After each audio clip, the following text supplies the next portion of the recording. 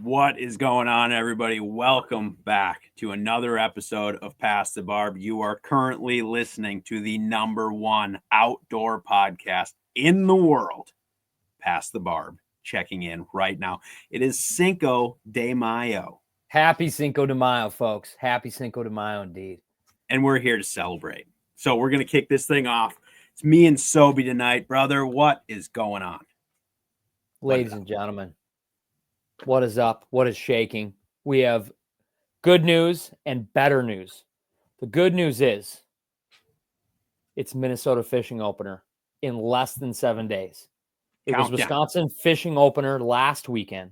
And even better news, Bart is not here tonight to talk about the excuses of him and Matt Pangrek at the St. Jude tournament. They went out there last year and they won. And this year they didn't. Anybody that knows anything about tournament fishing knows it's easy to just win every time. So I don't know why they didn't just win it this time. But either way, we don't have them. What we do have is a special guest tonight, and we'll bring him in just a little bit. But I'm so freaking excited for Minnesota fishing opener. And I'm so freaking excited to be back on the #1 outdoors podcast in the world. That's Past the Barb, baby. I like the energy tonight. We're here. Bart's not. He couldn't be bothered. And it's what it is. I don't know what to tell you. He said, leave me to my studies. So that's what we did. So, per usual, we will continue being the #1 outdoor podcast with or without you. Okay. Yeah. Okay. But yeah, Ryan and I really don't have a plan, but we were like, we should just come on here and somehow shit on Bart because he's not here tonight. But we didn't really have it figured out, so we're just freestyling, folks. Yeah, no. I liked where that went. That was good. It was getting dark. I liked it. But anyways, yes, lots going on in the fishing world. We got a great show tonight. We have an awesome guest coming with us tonight for pretty much the whole episode, I think. So we'll bring him in here just in a second. But Sobi, I do, before we get into everything, I know we got lots of story time going on tonight. We got a lot of fishing chatter to be had. Mm-hmm. But just give me a rundown. What has your past 48 hours looked like? Past 48 hours has been fishing, and a little bit of time in the woods. We kind of had a perfect storm as far as morel mushrooms and then good spring fishing. We got a bunch of rain and weird stuff last week. Weekend hit. It's been flat, calm, and like 70 degrees. Warming water. Out of nowhere, freaking in my area, the pondweed has grown up. The crappies have pushed shallow and they're on bed. I'm catching crappies off their bed jet black. Come on. And then I even saw, I want to say 5 or 6 bass on the bed. And I caught the first. Never mind. I wasn't going to say that. Never mind. I caught some of the first bass of the year in Wisconsin, and some happened to be somewhere on the frog. That was pretty good. Oh, for sure, just in Wisconsin, though. For sure. Not any frogfish or bass in Minnesota yet, just in Wisconsin. So, yeah, I've been ripping around. Well, that's good. How about you? Last 48 hours. Almost caught myself in the law there. Wow. Yeah, it's kind of the same. Fishing, dude. Last 48. We'll get into this a little more when we get to kind of chatting about some stuff, but went on a pretty good fishing trip this weekend. Very successful. Harvested, caught some freaking bomb fish. In Wisconsin, went there for the general fishing opener festivities on Green Bay. And dude, Great Lakes walleye fishing is pretty badass. And I mean, we'll get into it in a little bit, but like, dude, we caught them. Was the general vibe around fishing opener almost like what you'd expect out of Minnesota? And then was there a lot of people there? Like, obviously, a Wisconsin deer opener is so big. Like, is there culture there? Like, did you go to any of the bars or were people fired up? So we did a little. So we were camping. So I would say at like where we were at, there was not a lot of other anglers staying. However, everyone gets to the boat ramp wicked early for opener typically, especially like on the Great Lakes and some of those bigger bodies of water. Because I've spent, fishing opener up north several times, and I love that, dude. Because like so many people travel, they're in cabin country and they're getting after it.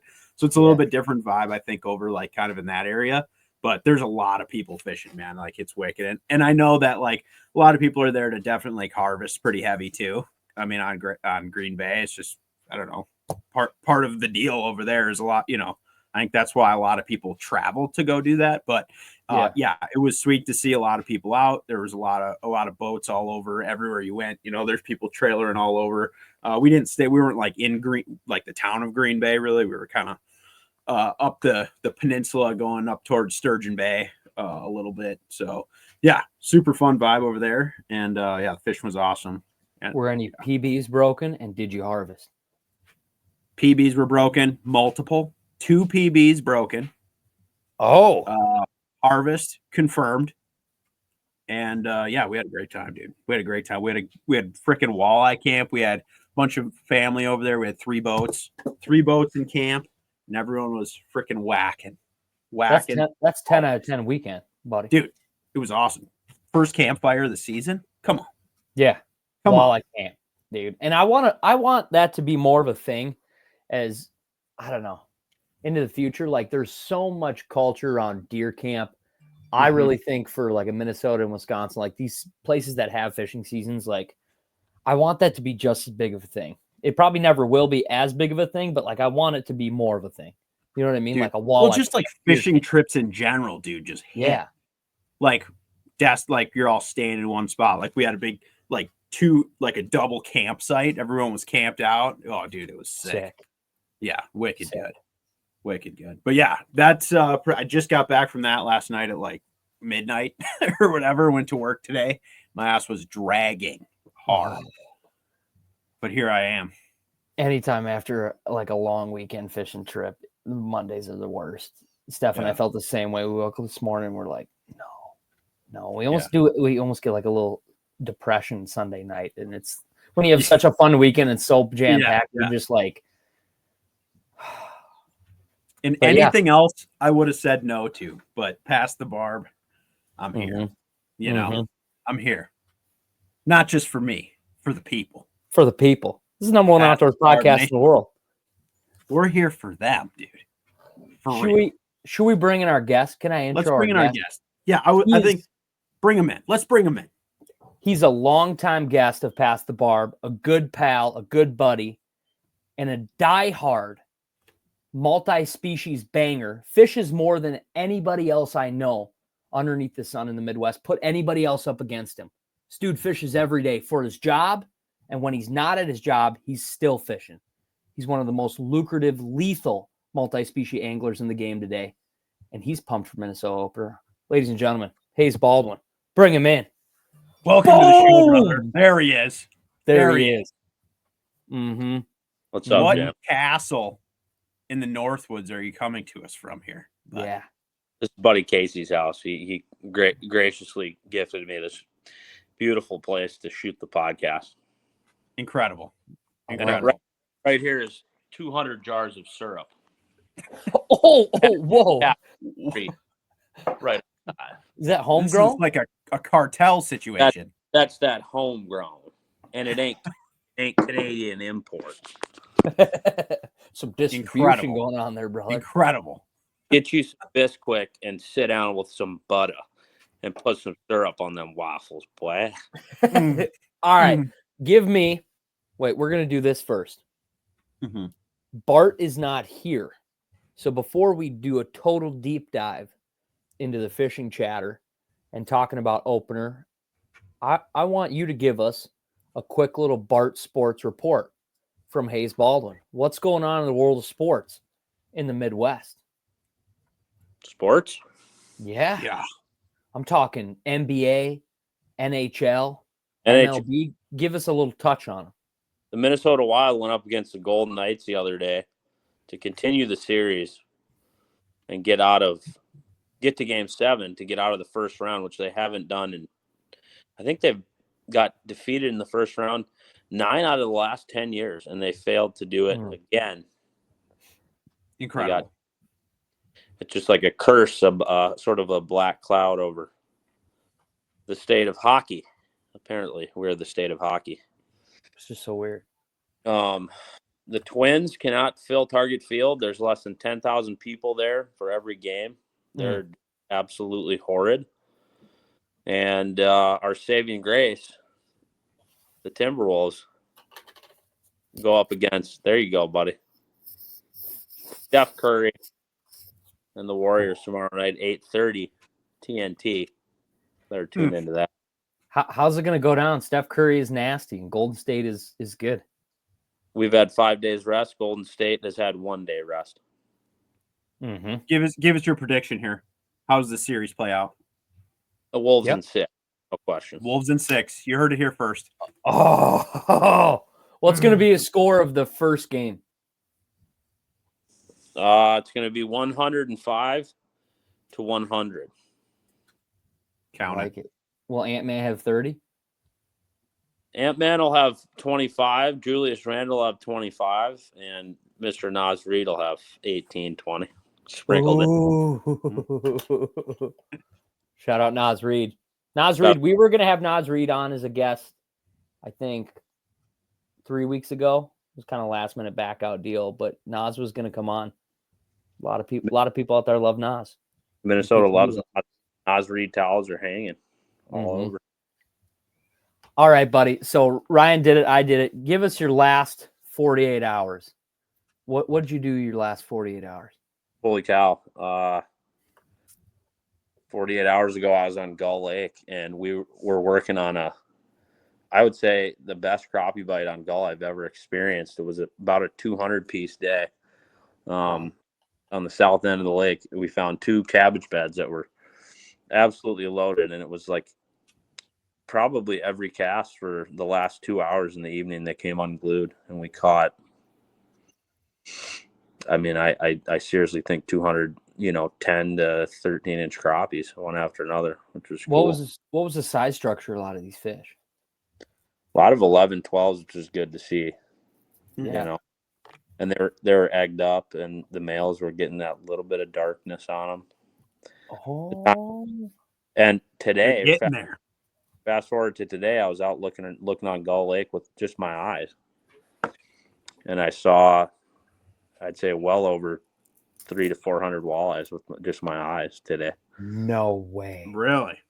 And anywhere from 4 to 7 foot of water out on the vast flats of Gull Lake. They're up shell in droves right now. And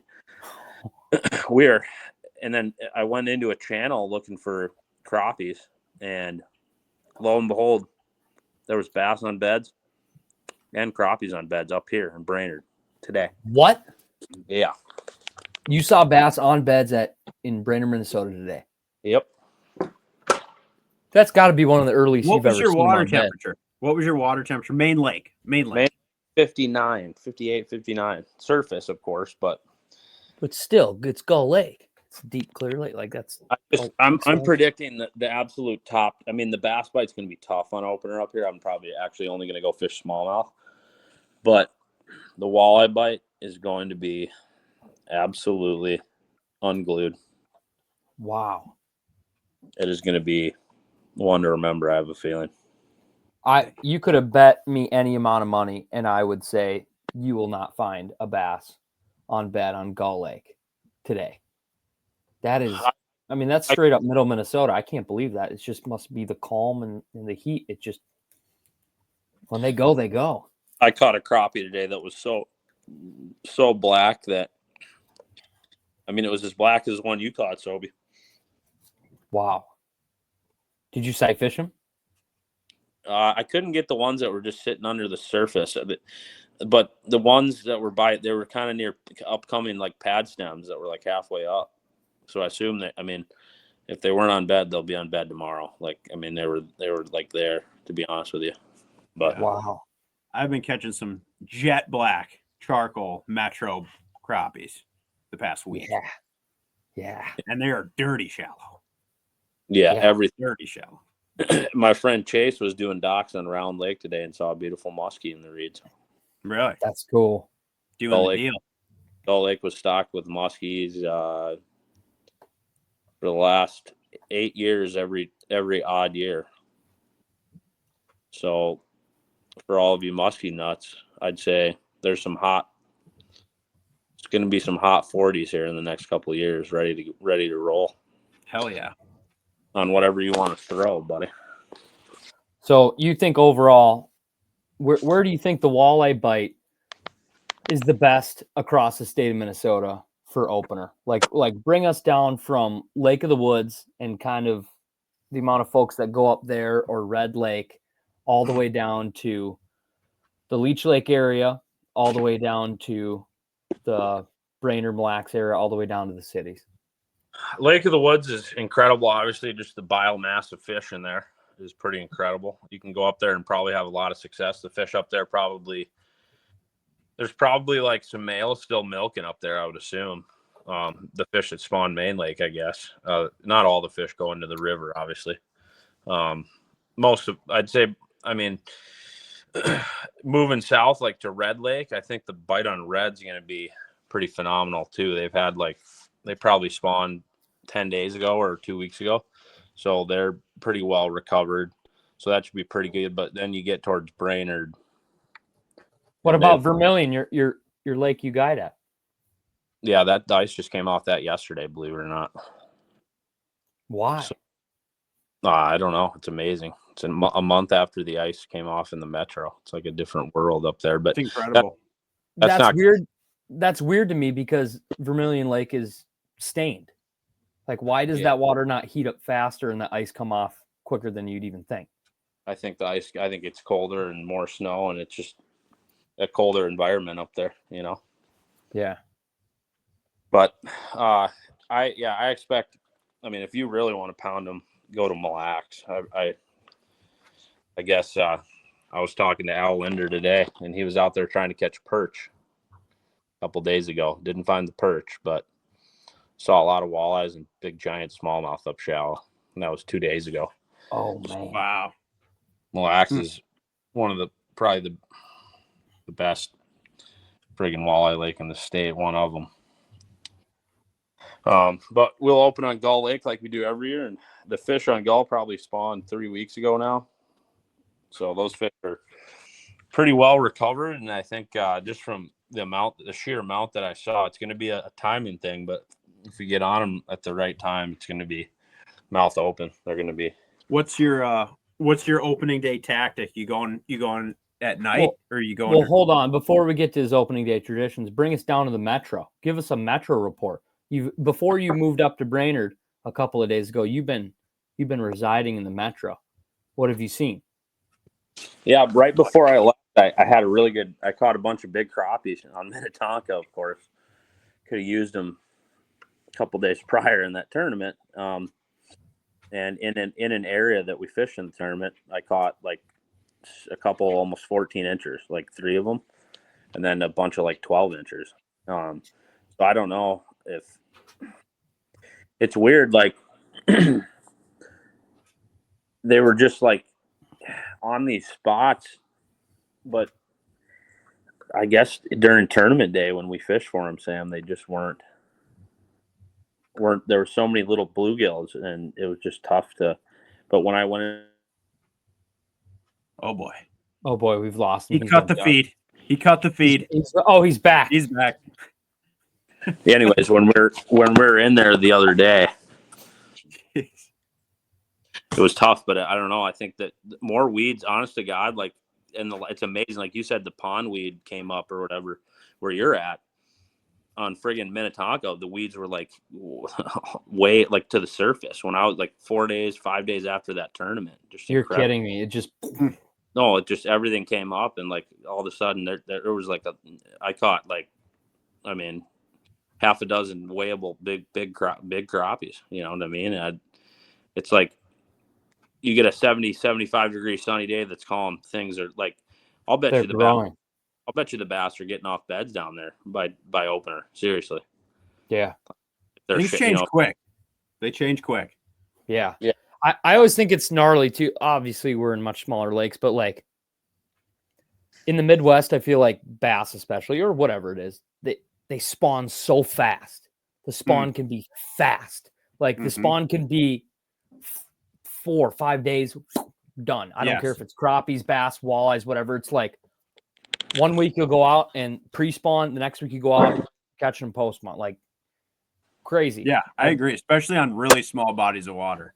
Like dude, I have some stuff right over by my house that's like some little sneaky kayak spots, right? They're really small lakes, like 6 under 10 foot max depth. You know what I'm saying? Ponds almost. Yeah, but they got bomb largemouth in them, and you'll go there like now, and you'll be like, empty beds all over the place. Like there. It's like you get a couple 3-4 hot days in a row, and they're just like, yeah, we'll spawn now. Right. I think the water temp just warms up so fast because it's only 10 feet deep. You know what I mean? And they're just so far along. It's like you can go there and you're fishing like summer patterns in like early May. It's crazy. Right. But, yeah, it's incredible. Like, even the small lakes up here, I could say the same thing. Like we're only probably a week behind the metro, to be quite honest with you. Oh yeah. But I think the walleye bite down there is going to be excellent too. I think it's going to be really good. Damn. I hope so. I mean, just judging from what I saw today, I mean, I didn't see a sucker or all I saw was white tips everywhere, dude. It was so you said, I mean, you do this like every year, and what is your go-to tactic for this? No, hold on. No. Hays definitely has the dopest Minnesota opener tradition and tactics. I want to go around the horn and starting with you, Ryan, what you normally do for opener, what you've done in the past, and potentially your plans. I feel like I've never done the same thing for opener, like twice. Like I've done something different virtually every time. So let's see. I think last year, what did I do last year? Last year, I think I went out at night walleye fishing. Mm-hmm. I think the year before that, I did not get up early and I went bass banging, just largy slamming. Nice. Yeah, I feel like maybe the time before that, I spent some time in the river. Like, it just depends, man. Like, I get a wild hair to go do something, So I haven't like locked in a Minnesota thing. I've probably done more like Wisconsin opener stuff more consistently. But yeah, especially for like, I feel like I plan out muskie opener way more than I do the general fishing opener. Just because I'm like the season, I don't know. What about Nicole? Is she going to come to Minnesota? She's not. She has to work for fishing opener, unfortunately. But we went on that trip this weekend, so that was the Wisconsin opener. We just did that one. But yeah, no, I really haven't locked in like any like a opener tradition. So maybe this year will be the start of that. I like that. Or your Wisconsin one where you just went out there with your dad, Nicole. Like, I think that is a sick tradition. Maybe you want to do the Great Lakes on opener. Potentially. It was fun. Yeah. I like what about you, Sobi? I'm kind of like you in the sense where I haven't done like the exact same thing every year. Some years I've gone out and we've just bass banged. Some years I've gone out and we've just tried walleye banging. Some years we do bass and crappies where we'll just go out mid-afternoon, bang bass, and then go catch crappies off beds. And then last year we went out wader fishing for walleyes, hit a couple different shore spots underneath the Northern Lights, and then went out walleye fishing. Basically, just went out walleye fishing the rest of the weekend. Not too much bass. So I don't know exactly what I'm going to do. I'd like to, now that I know that everything's so far along, like maybe I'd like to do it like I like to do it all. Like I'd like to go for walleyes. And especially before this pond weed gets nasty everywhere, I'd like to try to get some South Metro walleyes. I'd like to go bang some crops, and then I'd also like to beat up the billies. So I'm torn. And then there's also a part of me that feels like I've never done a Mille Lacs opener, like gone to opener on Mille Lacs. Like, I know it might even sound typical. I was talking to Hays Baldwin on the phone the other day, and he's like, come to Mille Lacs, Balder. And I'm like, dude, I know, like, that sounds epic, dude. Smallmouth, walleyes. You can keep 2 now. And yeah. And should we do it? The liberal it is about as liberal as they've been in 15 years, brother. And you can fish at night on Mille Lacs for 2 days, correct? Correct. all night long, buddy. And then they shut it down for night fishing. Really? And guess what? Come to Mille Lacs, buddy. Bring a clicker because it's going to be out of hand out there, buddy. Out of hand. Like, I don't know. I'm so torn. All right, talk to us, Hays. What is your opener traditions? What's your plans? What are your tactics you're going to be putting in place? I mean, this is year 12 that we've opened on Gull Lake at midnight in Brainerd. This is year 12, and we go out. Wow. We go to Zorba's before the opener and have a few twisted teas and a dirty burrito, and then when the clock strikes 11:30, we begin our ascent out onto the Gull Lake and get locked into the first area. And we usually begin flatline trolling for the first couple, 2-3 hours. Why? Because the best bite is when you begin to see the sun. Then you know it's time to fucking cast, buddy. Oh, what are you casting when you're casting? Buddy, number 6 rip and wraps only. Rrr, rrr, and a Kitech, just to keep them honest, you know. I have some I'll have some spot tail shiners on board as well if things get real picky. But so are you targeting, like sand flats? What is your jam on this game here?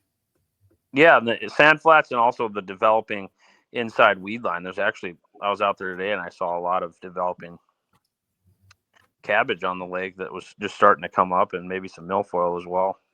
Beauty. And there were a lot of walleyes on the inside edge, but focus a lot on the shallower rock and sand and gravel, basically. How deep are you trolling? We're trolling anywhere from 4 to 8 foot of water. Nice. With what?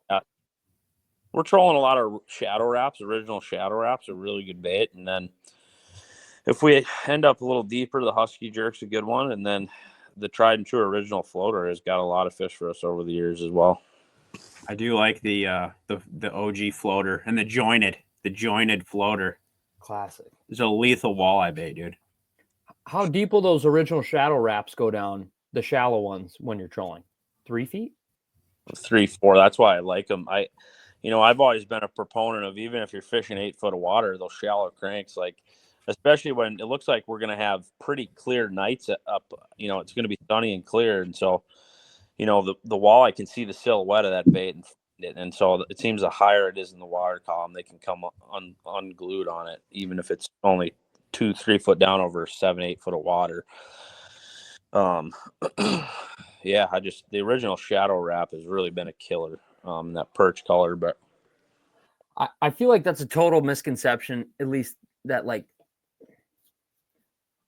those things don't click as much for me, or they're starting to click more now that I've hung out with you more, Hays, is like when a bass guy thinks of a crankbait, he thinks of a crankbait is grinding at all times. If it's a crankbait, like if you fish a DT6, where your bait is traveling is 6 feet or less. And it's like, it's a crazy concept that I need to wrap my head around, that, like, yes, if a fish sees a bait a foot or 2 feet above it, it's not a lot of work for it to go if it wants to eat. This is really, you're right. This is really interesting, but we were on 10 Mile Lake in Hackensack yesterday fishing for whitefish, okay? Yeah. So catching whitefish. Weird. And we were using FFS, throwing little hair jigs and little tiny Kitechs, 2.8s and stuff like that. And we're kind of going along the edges of these pretty steep drop-offs. There's rock on some of them, sand. We caught some on weed lines as well, whitefish. And on accident, we caught a number of I caught a 27-inch walleye on accident yesterday. You're kidding. And it was in 20 foot of water, 8 feet under the surface. How about that? And there was actually 3 of them. And so that just goes to show you that even those fish I saw today in 4, 5, 6 foot of water were up off the bottom a few feet. I mean, walleyes are definitely searching out. I think it's got to have something to do with the warmest water is obviously on the surface this time of year. And so that's got to be the reason for that little bit of suspension. But 10 Mile was really interesting. just seeing those fish. I even caught a male, like a 20-inch male walleye yesterday that was milking everywhere. And 20 foot. Wow. This time of year, especially around opener, would you suggest for myself to key in more on flats or structure? Yeah, I mean, 10 mile, we can't use that as an example. It's a really diverse fishery, but a lot of deep water. But like, yeah, I personally like 8 foot and less, and the flatter, if it's pretty gradual flats is what you want to be on. A lot of them are up on the inside side. Whether you've got a big cup in the flat or a point or something, they're always up on some of the shallowest parts of it. Those pieces of structure, if that makes sense. And then obviously the developing weeds, the shallowest ones are going to start to grow first. You know what I mean? And so focusing on that inside weed edge that's developing and just shallow water in general seems to be really key. I mean, JB caught one last year under the Northern Lights in no more than 2 foot of water. It was a 29 3/4 on gull. It ate a Kitech in 2 foot of water, So just if you think you're fishing shallower, go shallower, basically, is what I'm saying. And you'd think, Wow. I mean, even with I think this warming weather is just going to make them chew even more, to be honest with you. They're not going anywhere for the next couple weeks. How fast do you like to troll right away around opener? Well, it depends on the water temperature. I mean, typically I would say 1.5 miles an hour, but I think we're going to start off more towards that 2 range and dial it back if we have to. But yeah, anywhere from, with the stick baits, you don't have to go. I don't go as fast as I would with like a shad wrap or something with a bill on it. You can kind of burn those, but that's more of a summertime deal when that water gets up into the magic temperature really for me, if I can, is between that 52 to 60 degree range for walleyes on just coming unleashed on stick baits. Okay. I will say on Green Bay this weekend, we had 49 to 51 degree water, depending on the spot. And every fish we caught was we were going 1.8 was our trolling speed when we caught them. And even those fish, dude, every single one was just, I'm talking barely hooked. Like the bite was like a little bit weird. Like they weren't engulfing that bait, I think it was just like a little cold, but like a lot of fish on the back hook and just right snooted. You know what I'm saying? Yeah. That's subject to change probably in the coming weeks. They're probably, they're going to come. The Great Lakes are obviously stays colder longer, but right. I would imagine they're going to still be eating stick baits for a few weeks, and they're going to start getting all 6 hooks in their face probably at some point. Yeah. The ones we catch on gull, I mean, you want to talk about the throat goat.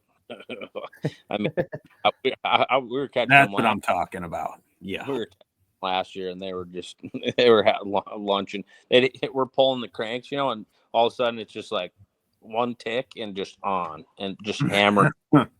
You can just tell they were taking that thing all the way. Even the ripping wraps, they were just thumping the shit out of them. Incredible. Dang. But of course, last year on opener, the water temp was only 49.50. Yeah, interesting. And now it's up to 60. The spring was really just colder for longer, and it's like this spring it was kind of cold, and then all of a sudden we've just we're on hyperdrive with the freaking water temperatures skyrocketing. Warming water in the spring though, like you cannot beat it. It's just like that wins all. It's just, I mean, it's. I tell a lot of folks, it's very, very similar to fall patterns for walleyes. Cooling temperatures, a lot of walleyes get shallow in low light periods in the fall. It's really like it's basically a mirror, dude, because that's when you pull out the stick baits again, and you can look at Minnetonka, dude. Holy cow, man! I mean, we were on Tonka last year. Middle of November one night we caught like 20 fish. Wow. And they were eating the stick baits, and it's just like, I don't know, it's a mirror. Like, it's amazing, how that works. But I'm looking forward to it though. I think my opener is going to revolve somewhere around a low light walleye bite, somewhere in the metro region. Yeah. But Yeah, I mean, like Sobi said before, though, I mean, if you are interested at all in catching numbers of fish, I you would think highly Mille Lacs is the G? Mille Lacs, Gull, Pelican. I mean, these lakes around here are it's gonna be off the charts. I'm telling you, dude. But the cool thing is, and Hays and I were talking about this on the phone too earlier this week. That's what's special about fishing, hunting, whatever. If you have a family cabin you go to or an area you live in, a favorite lake, going there on opener and maybe finding some success around whatever area is special to you around opener, it holds a special place. So if somebody loves the Metro or the South Metro, or you love Gull Lake or you love Mille Lacs, or you always go to this area or that area, like there is something special to be like, oh, we always go here on opener, at least, or this is where I want to open up. Like, I think anybody that would go to Mille Lacs or Red Lake would have more success than probably wherever they're going. But there's other areas that are like special to folks where I totally have respect for. Yeah, but just, I mean, we live in the land of 10,000 lakes, so I look at it like this, man. If they're not biting in one lake, just put it on the trailer, dude. I got the boat hooked to the truck from now until freaking ice up. Like, search out a different lake if it's not going your way. Like, drive an hour, 2 hours, a different direction. Sunday we typically go up towards the outing area and fish smallmouth, and then we're going to do that again this year, and it's going to be unbelievable. I mean, I know it is. Like, the smallmouth, we saw them on 10 Mile yesterday starting to come up in droves. They were there, they were spooky, but that smallmouth bite that's going to be coming here is going to be just as good, if not better. And I'm looking forward to that as much as I am to putting the first Gull Lake gold in the box. Mille Lacs smallmouth could be off the chain.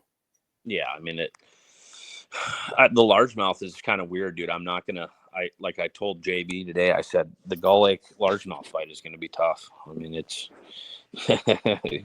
and unfortunately we can't get our lick in. They could be cruising. They could be cruising. You might have to just do the old wacky rig and freaking throw it shallow.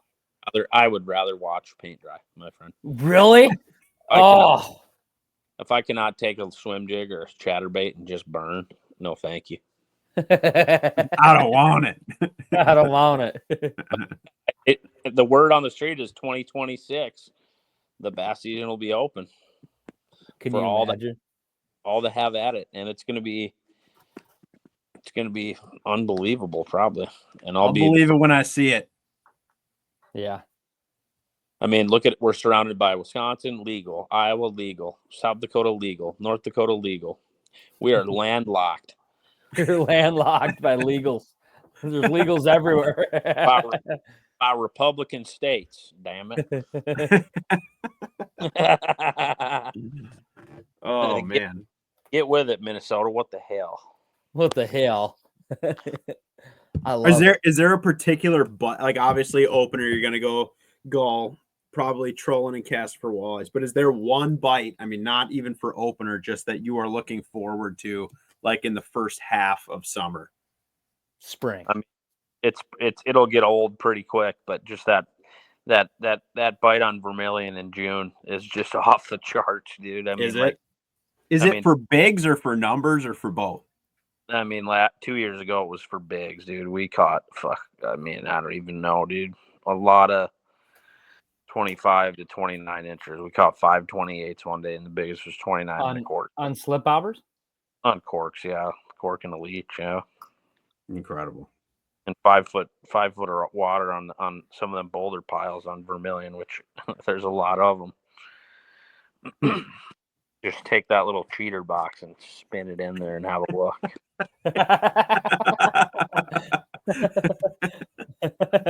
Oh, that's good.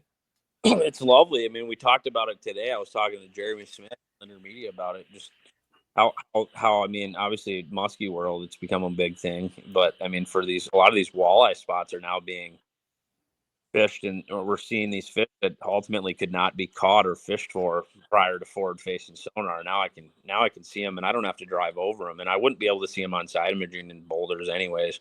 It'd be very hard. I can't drive my boat over the top of them in 5-6 foot of water, but I can take my take my wand and spin it in and have a look. And if they're there, you can dump it on their heads, and boy, are they fired up. Usually 90% of the fish we casted at 2 years ago bit, and it was it was just the most unbelievable bite. I'll never forget it. I netted the fifth, like 28.5 incher that day, and I fell onto the deck of my boat in disbelief. Basically, I was just like, and I don't know how many, I take fairly novice anglers out. I had 2 groups that day, and we probably missed another 3 or 4 that same size. I could see them on live scope. I mean, just absolute giant fish. And I think it's what makes Vermilion a top 3, 4 walleye fishery in the state. The only other place you could do that, potentially Lake of the Woods, maybe Leech, but Mille Lacs is not a big fish.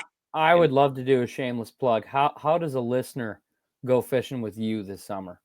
Hey, I'm listening to this right now, and I want to fish with you this freaking summer. I want in on your boat, buddy. Yeah, if you're at Ludlow's Resort on Vermilion, or you want to fish with me and you're not at Ludlow's, that's fine. I will book you, get you on the books. June is pretty packed. I've got 19 trips on the books right now in June, but I mean, just hit my cell 612-419-4828, or hit the Instagram hays.baldwin. Get on there, because we'll keep you updated as well. There's a lot of things to see on there, a lot of fish. And what if somebody wants to come to Vermilion and bang walleyes and then go catch smallmouth with you too? Will you appease that? I will accommodate, but if the smallmouth are on beds, I don't know. I don't really. I got you. I don't do that. So I mean, it's going to be incredible smallmouth fishing just after opener up there as well. Probably with the warming water. Last spring was off the charts. We had a lot of 40 to 60 fish days up there on the old pink X wraps, and yeah, I mean, an excellent smallmouth bite on the mid section of the lake. The west side's kind of dusty for smallmouths, a lot of small ones, but I try to take my fair share and harvest them over there, little 12 inchers. Yeah, I mean, an excellent smallmouth bite to be had on Vermilion until probably the middle of June. It probably is going to get kind of tough at that point, but I'd say the beginning of June on Vermilion this year, it'll be off the charts. I love it. Beauty. I love it. That's going to be a good time. There's largemouth to be had as well. If that. Whoa. You keep that on the low. We don't want on the low. We don't want to open up that can of worms, but I could put the flipping stick in my hand in July and August and get after it. Oh boy. Ain't no one doing it. And let me tell you, you can only watch a bobber go down so many times before you want to beat your head against the wall. And so for my therapy, I go to the wild rice and the docks and the laydowns. Is it physical therapy or mental therapy? Both, brother. I can if I got a Hazer's choosing violence.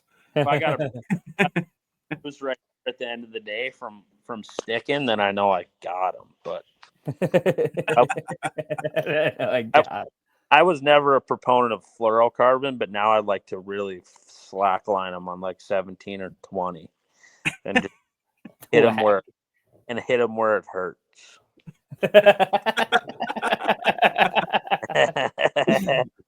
I love it. Should we talk Bassmasters now, Rye?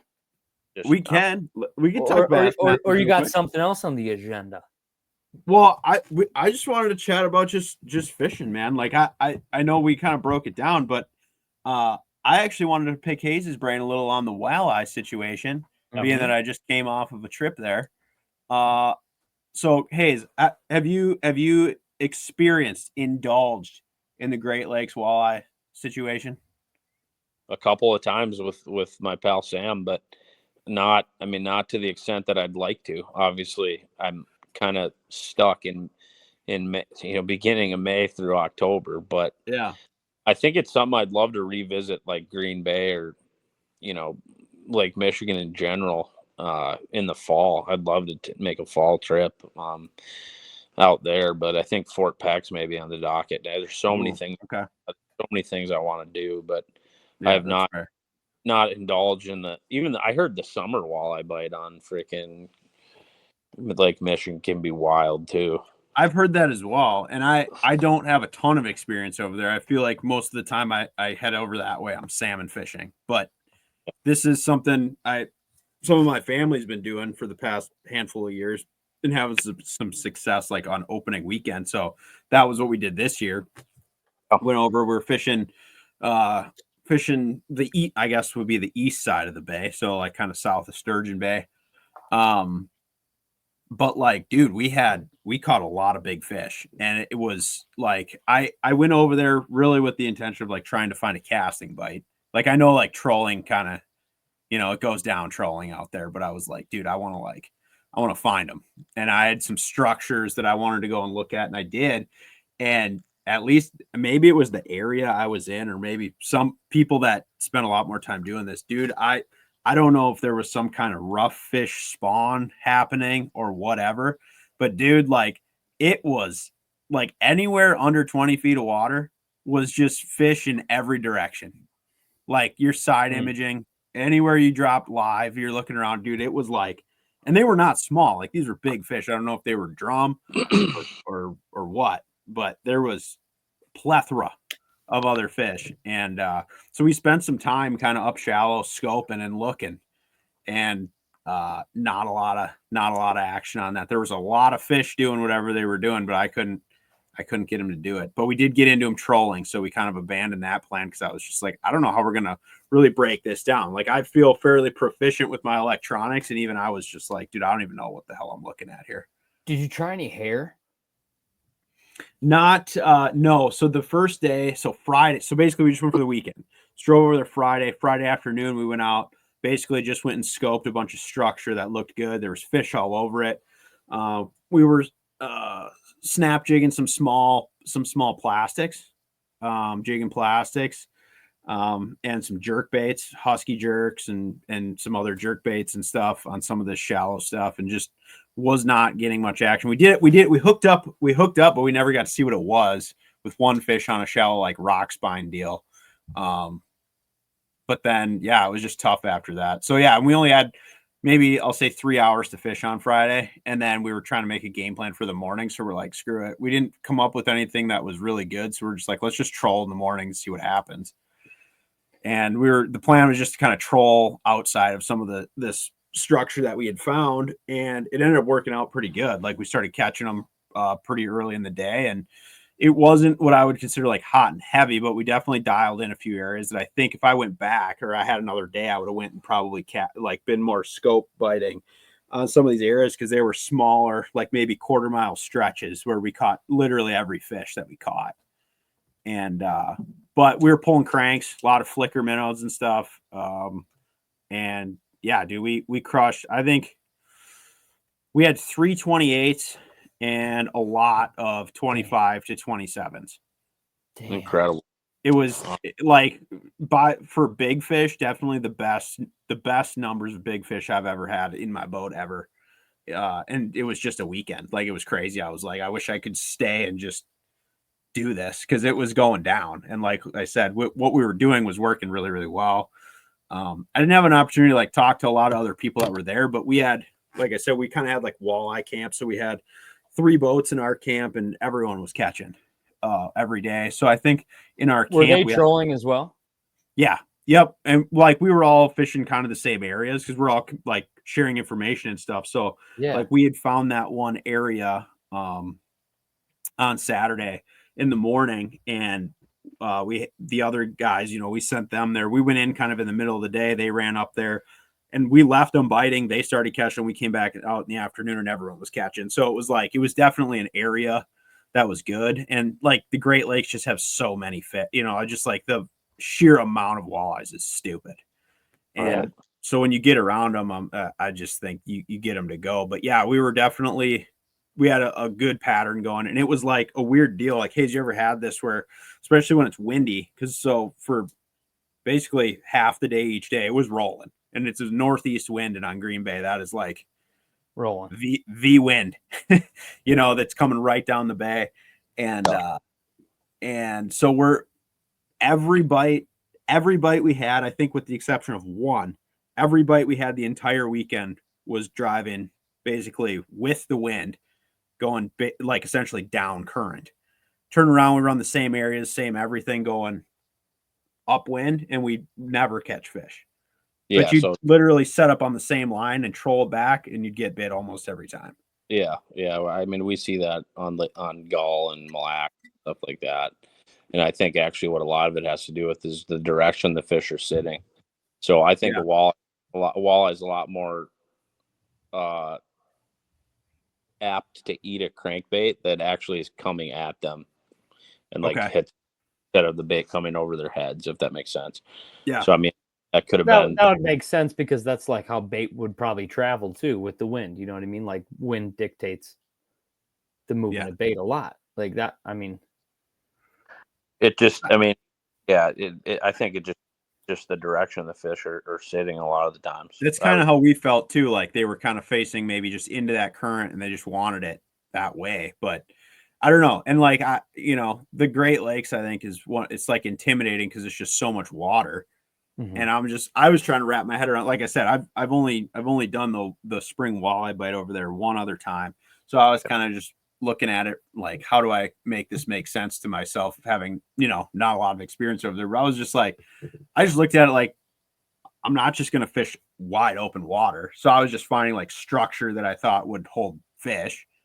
And this particular area we get into, and it was like, it started making a lot more sense when you think about like the wind, because we were basically fishing, all these fish were sitting in essentially like a current break on the backside of a big point, right? It's just probably like a big underwater eddy, and they're all sitting right in that, which granted, the spot is like a mile long, right? It's not just like a little, lee of a thing. So, but yeah, kind of just like doing it on the map, it started to kind of click, and dude, we started whacking them. Like I was telling Sobi before we were chatting about it, but like, yeah, I think,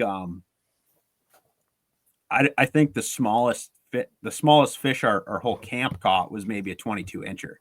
And like, it was all big ones pretty much. And I'm like, if you were told me I'd give you $100,000 to go out there and catch a 18-inch walleye, I don't even know where I would start based on what I saw this weekend. I was like, yeah, I mean, I think maybe out there it's like more, there's just areas maybe that just hold different classes of fish. I'm not totally sure, but we were definitely in a little G pocket of big ones for sure. I think Sobi, you could touch on this as well, but even fishing in the rivers, fishing in the lake, like how many fish under 20 inches do we catch? Like not many. Dude. Not many. No, that's interesting. Is that Ryan? Like, I don't know. I think like the Fox River, the south side of Green Bay, is known as kind of that area where there's smaller ones. Although I have no experience there, so I can't speak. I fished the Fox. I fished the Fox a few different times, and yeah, I mean, there's obviously big ones in the Fox too. Don't get it twisted. But like, I think there is smaller fish there where like, I don't know, anywhere. Yeah. In the northern part of that Green Bay area, like it's got hogs. And then, I mean, I'm just trying to dial in my walleye game, more and more. So like having these trips where you catch big ones is super fun, but you're also like, dude, I'm like missing a piece to this puzzle. You know what I mean? There was one year out there where like, I'm a bass guy by trade. Everything I basically know about walleye fishing is from editorial content or frickin' Buddy Hays, or getting it wrong 1,000 times, getting it right maybe once. Hays taught me really about the hair jig and the post spawn hair jig bite out there when we were out there, and we railed them one year post spawn, like outside the mouths of these rivers, all post spawn fish. Like they're coming out feeding, freaking awesome. How long does a hair jig bite like that last, Hays? Well, does that still play like this time of year during opener in Minnesota? Is like snapping a hair jig freaking deadly?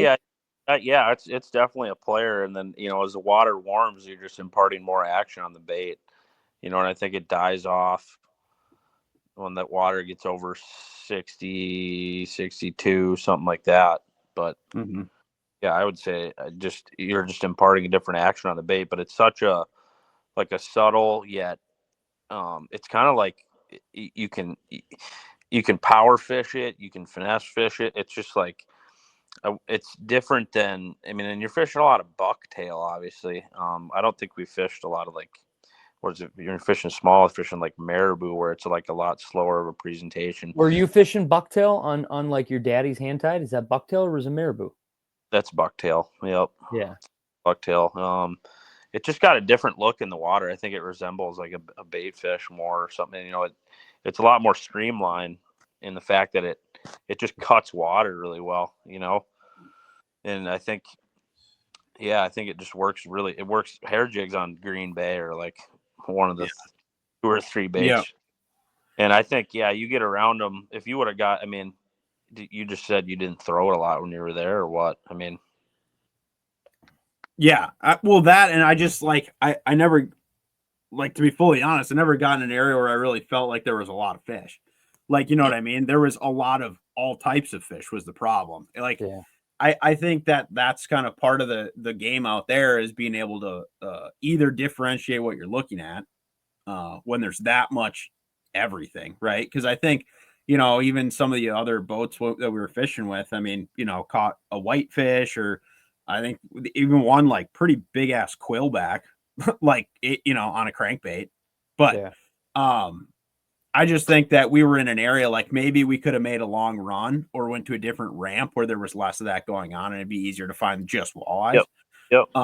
But we were kind of locked into our area and we were catching. That's the heart, that's what I'm saying. Yeah. So it's like, as much as I would love to get on an FFS bite and be snapping a hair jig or, and doing that type of thing, it was like trolling's still lit. What I mean? No doubt. We were banging, dude. And they were all big. I got so much cool video from this trip of all these big ones that we were catching.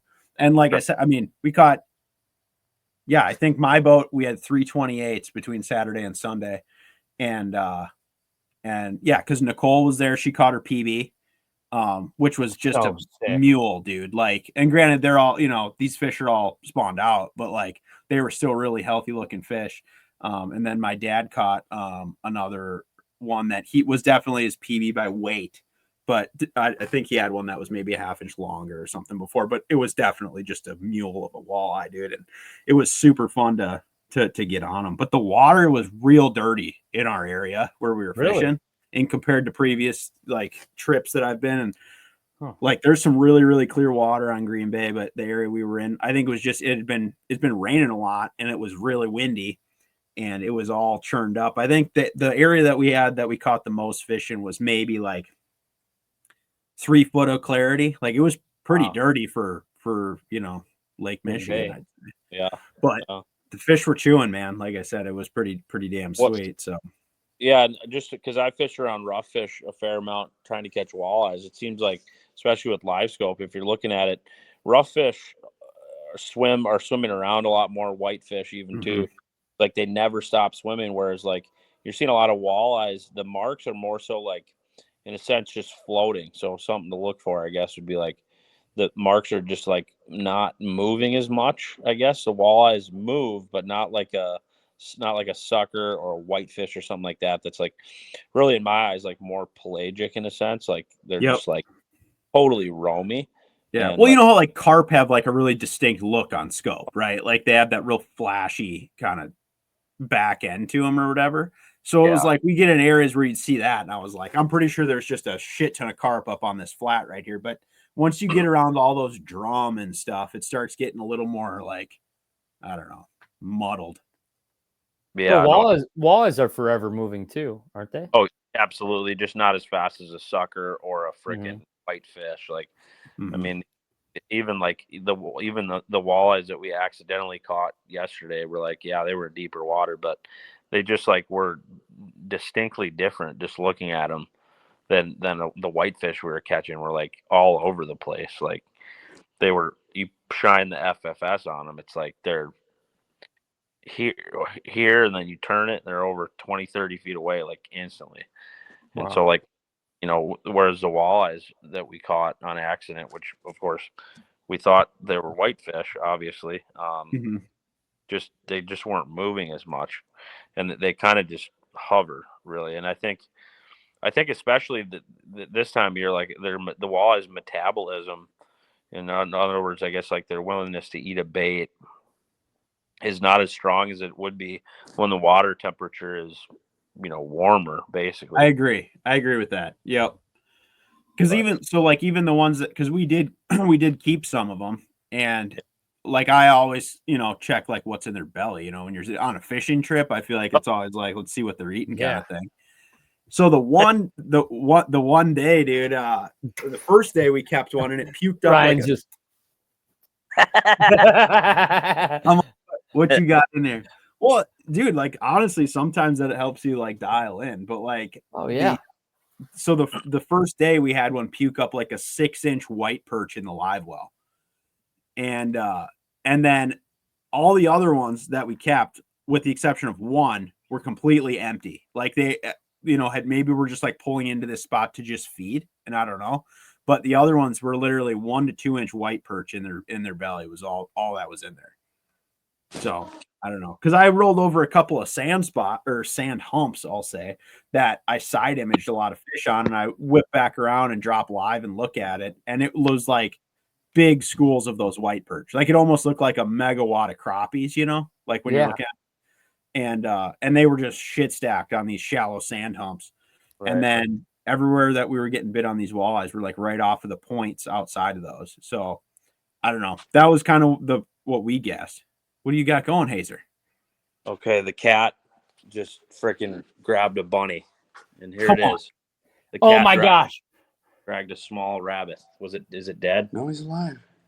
Puss the cat. He's missing some hair, but Puss the cat is an absolutely ferocious savage on the harvest. He grabbed that baby springtime bunny harvest, and tried to. It looks like you saved it, dude. Yeah, Buddy Chad will bring it back to life. Buddy. Oh, there's Puss. Wow. Buddy Casey will bring it back to life. He's a killer. You're gonna have to nurse this rabbit back to full health. Oh, there's okay. There's Puss. Oh, we got a dog in the pattern. Yeah. This is Puss. Oh yeah. We got good girl. Not over there, dude. Springtime is full on harvest, even for the cats. They're out killing bunnies. Bunny just all harvested. Oh my gosh. Incredible. Hays, you're gonna have to come out and fish with me sometime though, because we were trolling all weekend. But dude, I'm gonna tell you right now, trolling, we got the Traeger on the boat, changes the entire thing, dude. Yeah, I like that. And that was we had some other boats fishing our same spot or whatever, so we like ran back up to the top end of it to fish downwind. We got upwind of everybody, got the smoker rolling. It's kind of a dick move, dude. Rolled our way. It's kind of a dick move. Like, damn well every other boat has potentially a half bag of beef jerky, a little bit of granola bars, maybe somebody brought summer sausage, and then somebody just comes rolling Traeger smoke by him. I'd be like, yeah, middle fingers would be up. We had the beer brats going, dude, on Green Bay. Like, come on. But but on Sunday when we ran in, it was getting pretty lumpy, so I had to lock the lid. It's got latches on the lid to keep it down. Yeah, because we were grilling while we were running back, dude, and it was rough. So I was running the troughs coming back, and when we got back, all the brats were in a pile in the back of the grill, but we got it ironed out. Physically, no pun intended. We got it ironed out. Yeah. Oh yeah. I need to set up something like that in my freaking boat for the customers, buddy. Oh, dude, you got to check my setup, dude. Will you do some lead corn in the summer where you could just be grilling? Or I guess even if you're throwing bobbers, dude, you could be grilling brats and stuff. Dude, I did a Tuesday nighter last year, and we were just frogging away, smoke rolling. That's so sick. We pulled into the weigh-in, dude. I was just dealing brats off the back deck. Like, what's up? I like that. It's electric, dude. It really is. I think you'll see more of that in the next 10 years. Because, like, why not? Like, dude, people put so much crazy stuff on their boats. Like, why would you not throw a grill on it in Traeger? And this is the second full season that I'll have had it on the boat, dude. And I get more comments on that than anything. Like people taking pictures of it and checking it out and all this stuff. Because it is sick. And like Sam, my boat. Like I have an older Ranger, which draws a little bit of attention in itself too, right? Like people just like those boats. So everyone wants to always chat about it. You got a really cool hull. Right. Like so it's really like you get people that want to come up and chat all the time at accesses and stuff. And then the whole Traeger thing has really brought people out of the woodwork. Oh, you like this whole? Well, I also have a grill on this boat. Like Oh yeah. Yeah. Or when you pull, because it's like you'll be sitting at the dock, like because I'm usually grilling a lot like towards the end of the day, like so you're like pulling off, so it's like you're sitting at the dock, and obviously you got a smoker rolling. So first you got people that think like something's up with your boat because they're like not downwind, on fire. like they're like, oh dude, is everything good? And you're like, oh yeah, dude, the brats are about done. You know, things are good here. Yeah, get you some relic ready. Wow.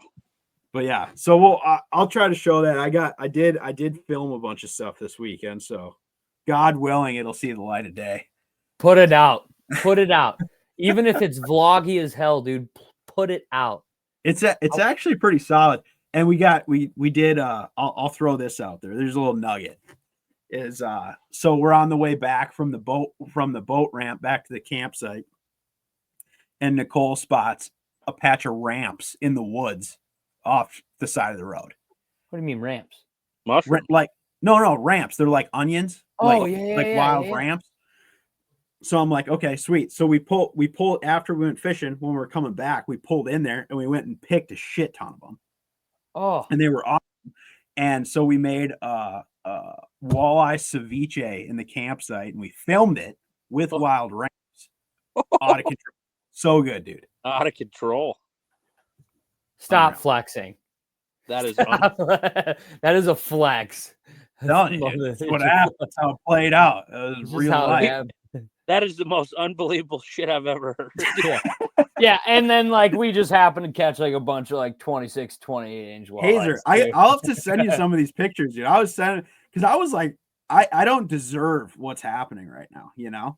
Like I feel like we kind of stumbled into this, but also we capitalized big time, you know. But here I'll show you guys. This is how it played out in the campsite, brother. Hold on, back it up from the. Oh gosh, I can't. Where are we at? We got the brightness is too high. We will post this on the PTB socials. If you do not follow us on the PTB socials yet, follow us on Instagram. We don't have a Facebook, I don't think. Follow us on the gram. Oh, we have a Facebook. It's live. You posted on there or what, buddy? Ryan will throw it up because I want to see like a good picture of this. I got to see with my eyes. All right, it's in the group text. I just sent you boys. Walleye ceviche tostadas, fresh out the campsite, dude. Oh my! Green Bay gold. Oh, wow! God, incredible. With the avocados. Oh yeah.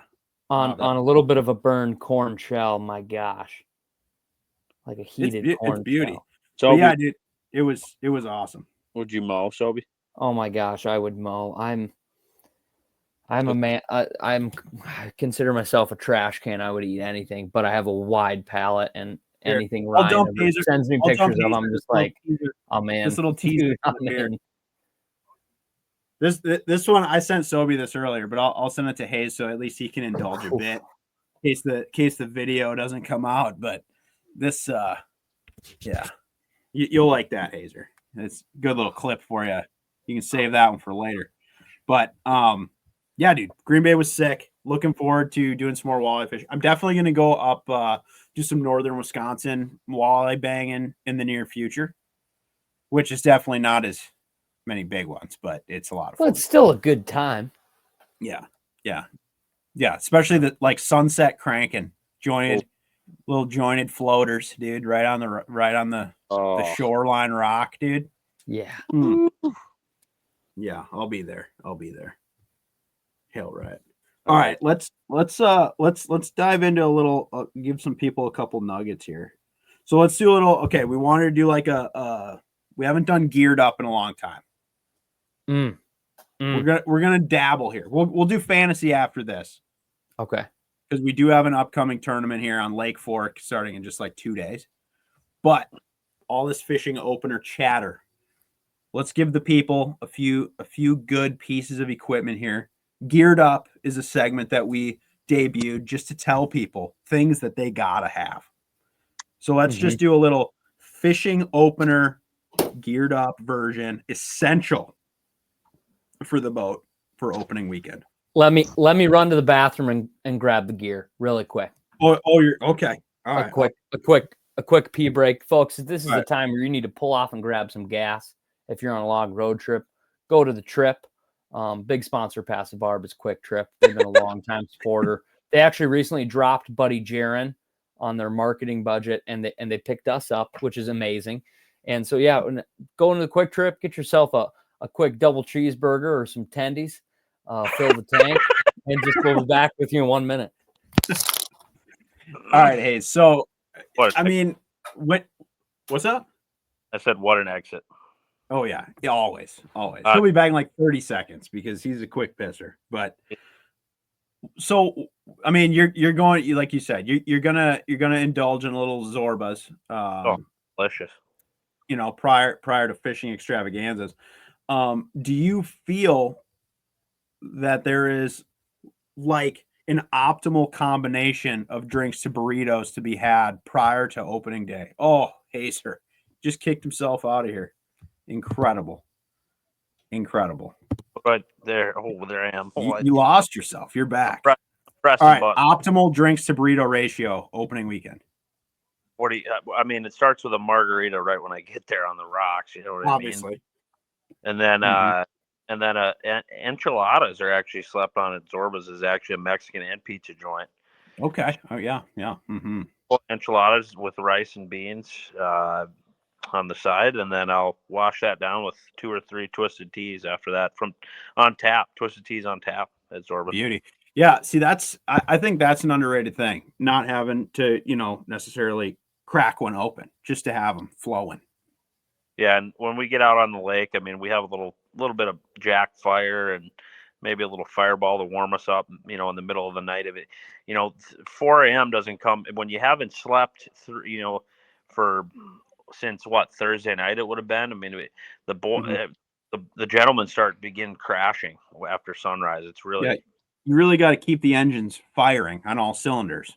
So energy drinks, any kind of some of the boys have a little bit of Adderall, and things like that to get them. Are you ripping that right off the gunnel, or is that more of a, No, they're just taking it in the pill form around that. Right when you begin to see the sun is when you got to be dialed in, because that's when their mouths just open up. So that's when it's gonna happen. That's when you got number 6 rip and wrap locked in hand and get ready. Let's just put it that way. I mean, it's. If it's anything like it's bad, but like I was talking to Buddy JB, we're kind of due for a tough opener, a grinder. But you feel it's primed. I just looking at them today, just seeing them with my eyes, and it's just the way they're laid out, and I mean it's all the stars are aligning for a banger. It should be as good as it's ever been, and it's tough. Gull Lake is filled with 20 to 25 inches. And, of course, the statewide walleye limit applies there. You can have 6 fish, 1 over 20. And we have a tough time. Let me tell you, a tough time getting fish under 20 inches. I mean, we'll get our 3 21 22s in the box, and then it's a tough show after that. Where do you think they're at? The eaters? Yeah. A good question, dude. That is a great question. I saw some today that were like 16, 17s, I think. Mixed in the big pat. I mean, a lot of the schools I was looking at were like 10 to 20 of them. And yeah, there were some smaller ones. Encouraging to see, no doubt. But yeah. Look at him sneaking back in, slinking, headlamp on. Incredible. Oh, not done yet. He probably took, I got 3 things that I'm going to share, and he's got one of my things already. He's got to. He's just he just can't have anything for himself. He's got to snake in on somebody else's G. But yeah, dude, if you want to just go to like the reefs on Mille Lacs, get like top of them. I will start. Oh my God. Like the Wild West. If you're going to fish an opener and you don't have a case of Busch Light somewhere around you, you're doing it wrong. Whether it's for yourself, friends, family, correspondence you see at the cleaning shack, the campground. or in the vicinity, if you don't have a case of Busch Light, it's not a true fishing opener. That's how I'm going to start. If you're in Wisconsin, I understand if you hit a line in Kugels or a summer shanty, it is now warming waters. But if you're in Minnesota, I like a Busch Light. Andy more. Oh yeah. I'll let me update the deliverables spreadsheet here. Yep, check. Okay. Yep. Onward.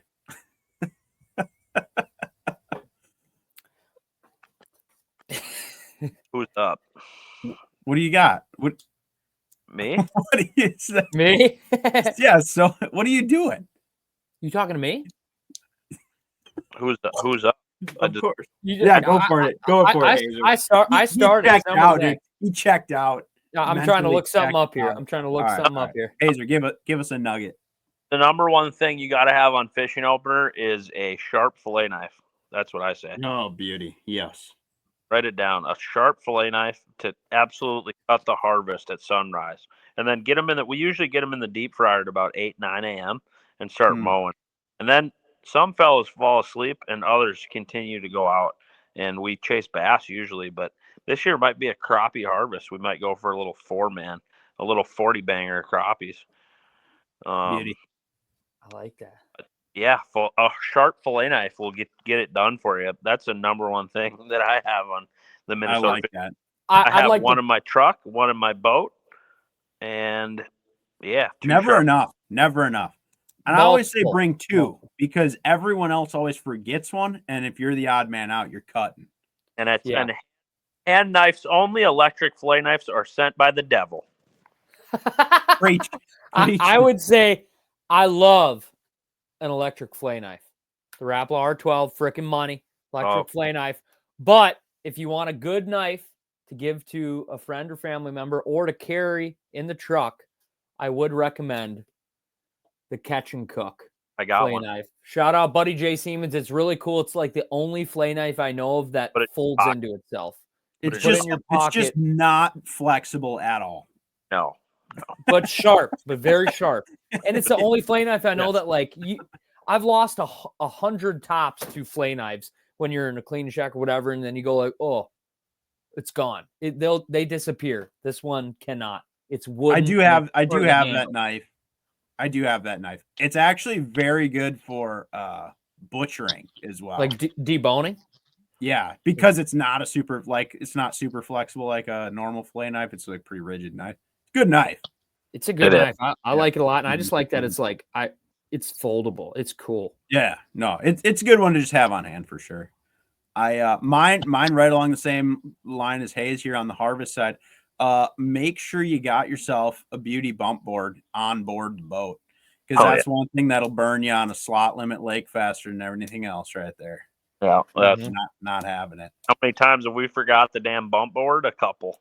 And then we got head her back to shore, boys, because Gull Lake's filled with 20.5s, and we don't know what we're even looking at here. I mean, it's like bring the bump board. Be careful out there. The NAR is binocularing. I love it. Sobi, give us another one here. All right, next one, especially if you go out at midnight. But even if you don't, if you're operating at sunrise, sunset, last light conditions, you need a good headlamp. And I suggest you either buy an expensive one from the store or boost a good one off of a good friend. This right here is a headlamp. It's a really nice one. It's, for fishing applications. Oh, I might need to charge it here. Yeah, I'm going to need to charge that. It's got a big LED in the front and a side light. This is Start for with cleanup. a charged one. This is for fishing. Where'd you get that? I want to say I purchased this at the Menards or the Home Depot, one of those places. Yeah, you did. And it's rechargeable in the back. It says Baldwin on it. I don't think that's the brand name. That's just somebody that wrote it down. Maybe it was potentially somebody else's. But you get a good headlamp and you don't lose it. You know what I mean? But if you do, just know it might end up in some hands of folks that end up using it. And it's good to have multiple. You never know if you could leave it somewhere and some person boosted it. Incredible. Unbelievable. This is Hays' headlamp. It's really nice. His gears are turning right now because he's like, I will get blood on this for you, buddy, and I'll make you proud. I promise you, The next time I see you, it'll be returned to you with red stains on it. Go out at midnight and harvest some Sobi. Mm-hmm. Okay. All right, down to you, Hazer. Feed us one. Counting on you. Am I up? Mm-hmm. Yes. The second thing I'll have every year for the past 10 is a number 6 blue chrome Rapala Rip and Wrap. Don't get lost. It is a staple. North, south, east, and west. They just mow it straight up. Blue chrome, green perch. Blue chrome, fruit bowl. I mean, No, I'm saying you got to do 2 the rest of your life. You fish opener every single day the rest of your life. Well, he's going blue chrome all day. Blue chrome gets the throat goat every time. Blue chrome. And then the second color would be probably road trip. Ooh, that's a good color. Which is like a purple and there's some gold in. You know what I'm talking about. So road trip and blue chrome. I'm rewriting them down. My third was going to be a dang headlamp, but you stole it, buddy. All right, right, you up. Book one of my next one was a bait too, just a recommendation based on the slamming of large fish I just did on Green Bay. But for people that are trolling, dude. So I troll a lot of either flicker shads or flicker minnows for like deeper trolling or whatever. Wow. Dude, that number 9 flicker minnow, purple contagion. Ooh. Oh, is that purple with some green? No, it's purple back, chartreuse belly, and then it has hot pink dots all over it. Oh, nasty. Murder town, dude. Oh, purple coronavirus to the throat. Exactly. Throat goating Rona. Yeah. Why are walleyes so hyper focused on UVS colors? Why, Hays? What do you mean bright colors? I've always What do you mean? Why? Like why? Yeah. That's a good question. I think it's just like it depends on the water clarity to me. Like on vermilion and when we troll cranks, I do like same thing. I like gobby. Just I think like rule of thumb. Although I can't say that because how many times has perch fire colors mow? So does I feel dude, like northern Wisconsin perch color like jerk baits and stuff, dude, out of control. I'm just gonna say something that's controversial, maybe, but more important than color is like the size and the speed. You know, like I agree, but like for instance, in a trolling spread, I'm running 8 lines, and I'm getting crushed on one color, same bait across the board, just different colors, and then I'm switching other rods to that, and then they start firing. Hey. I also feel like smallmouth and walleyes have the same little weirdness about them where you either make it look so natural and match the hatch beautifully to a T, or you blow it up, or you make it freaking chartreuse or pink or something loud as hell that just creates a reaction. Would you agree, Hays? I would agree. Yeah. I mean, I think it depends on like maybe. I mean, it depends. Like, was it sunny when you were fishing on Green Bay, or what was the weather conditions like? The best bite we had was when it was actually slick, calm, and bright, high sun, 0 clouds. Was the best time we had. Yeah. That's weird that you say that, but like in especially spring of the year, must have to do with just water temps getting warmer fast. I mean, the best day I've had on vermilion, dude, 95 degrees, you're sweating, and it's slick, calm, and they're mowing. It's weird.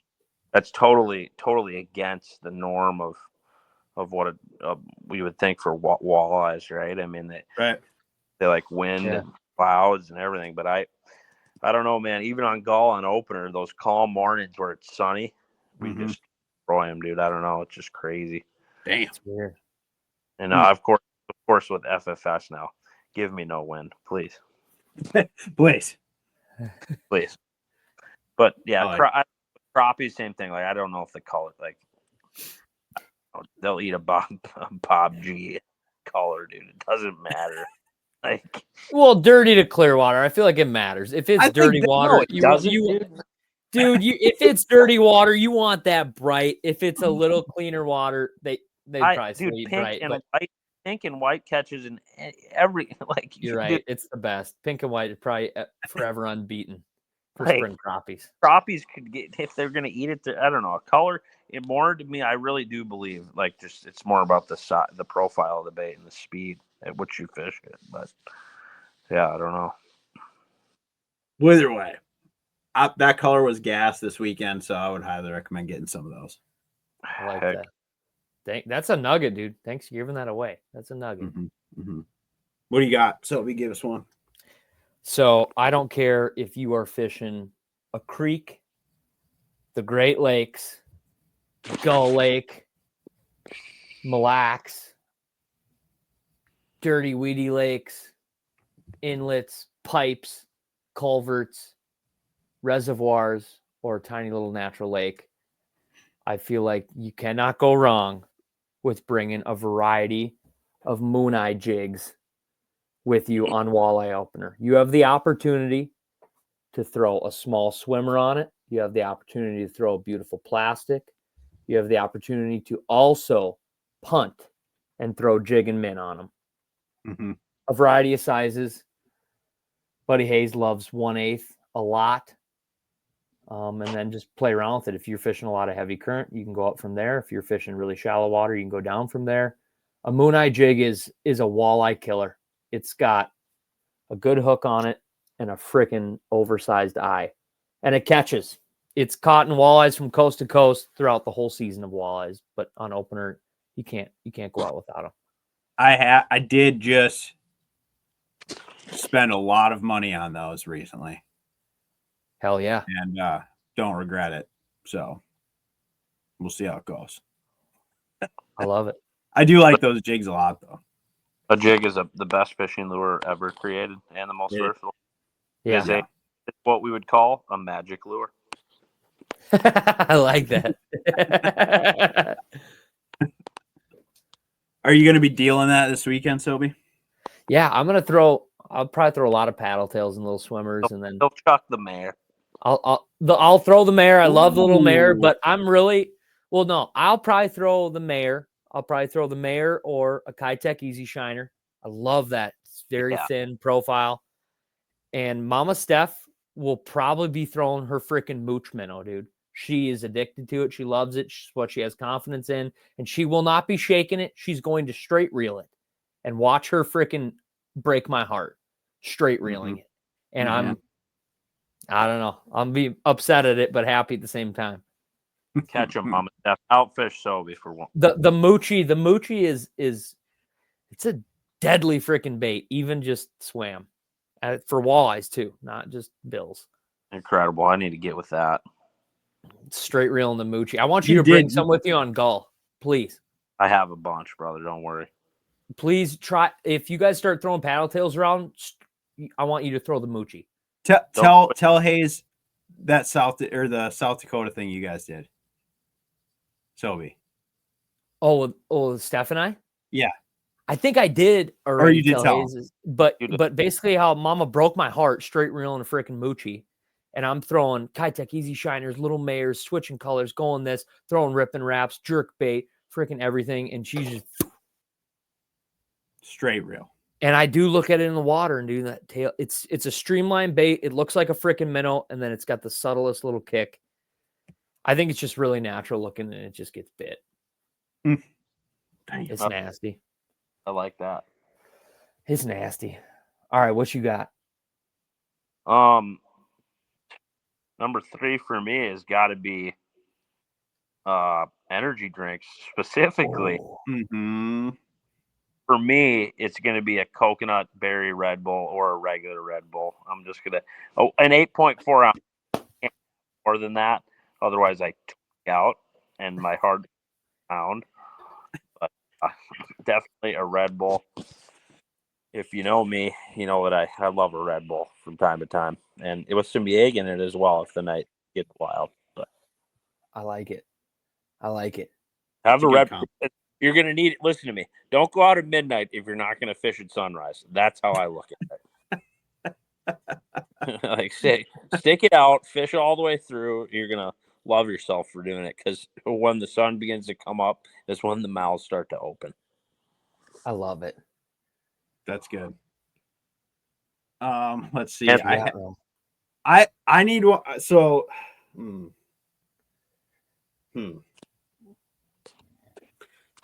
this one's tough just because everyone's a little bit different, but I feel like fishing opener in particular, just because of like what Hays said, it's like you're going to be putting in some hours. Let's be real.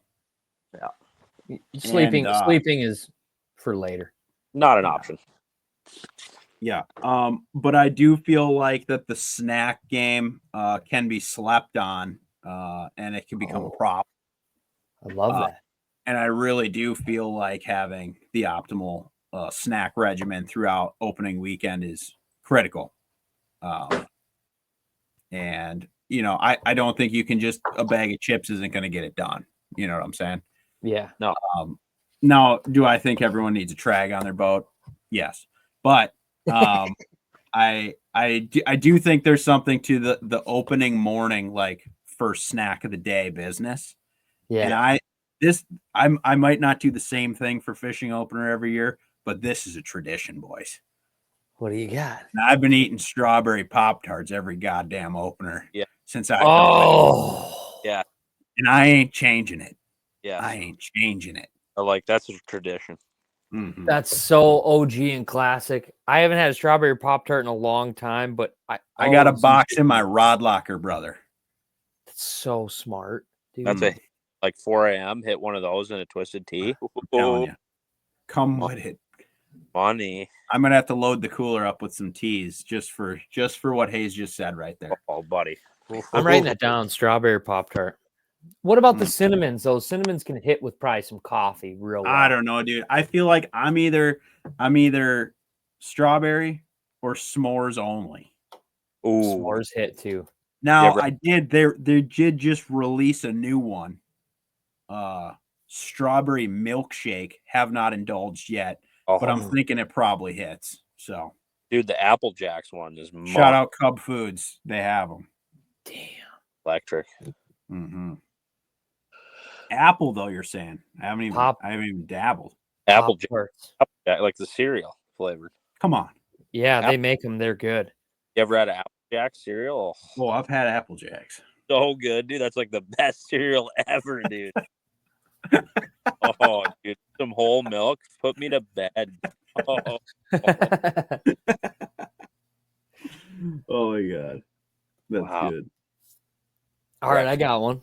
All right, run it back. You got one more. Let's close it out here. Little honorable mention. You can use it for yourself if you're feeling cocky. If not, you throw this to the boat or the group or the buddy who is definitely the BSer, and we'll get to the bottom of this quick. And that is an OG Rapala clicker right here. Yeah, we got to get. If you're going to be in them, use it, but also toss to somebody who's like, oh, I don't know, we probably caught like 15 walleyes today. Oh, we kept like 4. Throw them the clicker and go. You hit it when it hits the net, and you don't BS on it. A clicker is fun to have. Buddy Will Wade needs one of those, boy. Oof. I need to get one of those, dude. You do. They're fun to have. They're just like you got to get a clicker. Especially if you're crappie banging or even bass banging, it's really good in the spring. It's just fun. It Especially keeps you on a harvest mission too. Like, yeah, you see how big my live wells are, bro. When they're full, I mean, you want to know. They'd be eating. I've got one more honorable mention for the geared up and also for the podcast in general. Not this past weekend. This past weekend we're fishing, but the weekend before that, we did a little Intune Marine demo day where we were giving boat rides out. I was giving boat rides in the new Chariot, and some loyal PTB folks, the Finks, showed up. Shout out to the Finks, husband-wife duo. Hell yeah. They're fishing fiends, and they rolled up on me hot with a Paw Patrol. Oh, hell. Yep. A Paw Patrol kiddie fishing rod. and this is for me to pay my debts. Mm-hmm. Mm-hmm. Do I want to reward them with this type of behavior by shouting them out on the pod? Absolutely not. But they have it on video, giving this to me. I have no choice but to pay the piper soon. I now have the equipment. I have the debt to pay because I lost in Bassmaster Fantasy Fishing last year. I have no choice. I will be entering a sanctioned tournament, and I will not use the stock line just at the first get-go. That's totally I wanna say it's understandable. 2-pound mono. Mhm. What you got to get some braid on there, brother. Yeah. I would say. I think Mhm. I want like 10-pound Suffolk 832, and Yeah. I'm gonna wacky rig myself to victory against whoever wants to lose some money. I will say though, the dock skipping with that type of rig, very effective. Yeah. Mhm. Oh, if I Yeah. had to listen to that all day, that'd be Well, that's just when the drag's ripping. I mean, he's reeling against the little, dealio there. yeah. This is a youth fishing kit. It says practice casting a plug, and on the face of the open face rod, it says a kid caster, Paw Patrol. So it's ready. It's ready for battle. It's just up to me. You cannot how let I these people utilize it. down. You realize that, right? Shout out to the Finks. They spent good hard-earned money on this Paw Patrol rod, and I won't let them down. Just know that. I won't bring it on opener, but I won't let them down. Incredible. Mhm, mhm, mhm. Well, I can't wait to see the rigging video come out when you're really getting dialed in, the night before the derb. And I'm looking forward to it. Yeah, no doubt. Yeah. Hazer, you got any last ones here? I mean, I gotta say, I every year I seem to have. Sorry, do you guys have mosquitoes there as well where you're at? Like, this is incredible. There's like Yeah, it just happened. I am today. inside the structure currently, but I believe that they are out there in the nature. Yeah, I mean, this is like unbelievable.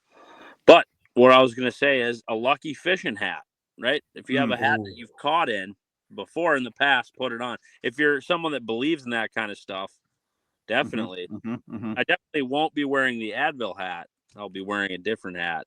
What hat? In which I've caught a lot of fish on. What hat? I don't know. There's 27 of them here, but this is one that I've caught a lot of fish in right here. Oof, that's a beauty. Mm-hmm. Have you ever opened with that hat before? Gull Lake? Yes, absolutely. It says Gull Lake on the side, buddy. Oh. This is the Linder's Angling Edge Gull Lake, Nisswa, Minnesota edition. And that's a lucky hat. So if you have a lucky hat, put that thing on and get to catching. Mm-hmm. I'm totally with Hays on this. I think in the truck, I love to have at least like 8+ hats. And Yeah, I will roll switch pretty them deep. out. Mm-hmm. I will switch them out, dude. If one's not working or you're just the hell I won't. The hell I won't. Yeah. I agree with what you're saying, Sam. Like my whole back seat is usually stacked. But why? Like why? Why do we do that? Why is that a thing? Yeah. Well, you have to keep a rotation. I mean, yeah. it just is what it is. But what do you guys think about what do you think about breaking in a new one? On open. I mean, is that just not the time?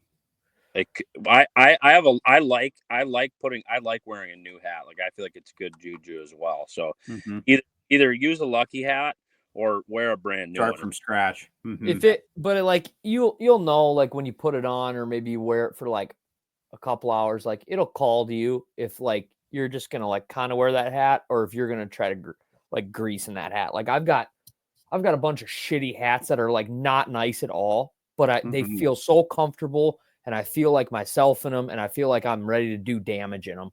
And then I got other hats that are really nice and I never wear them that much, but they don't call to me, like right. a person who's into hats, like the right ones, they find you and you'll end up with them on. Like it's tough to see, but like this is a sun faded Elliott hat that I've had for probably well over 5 years. And it's like one of those hats that I put on if I want to catch, you know what I mean? Yeah.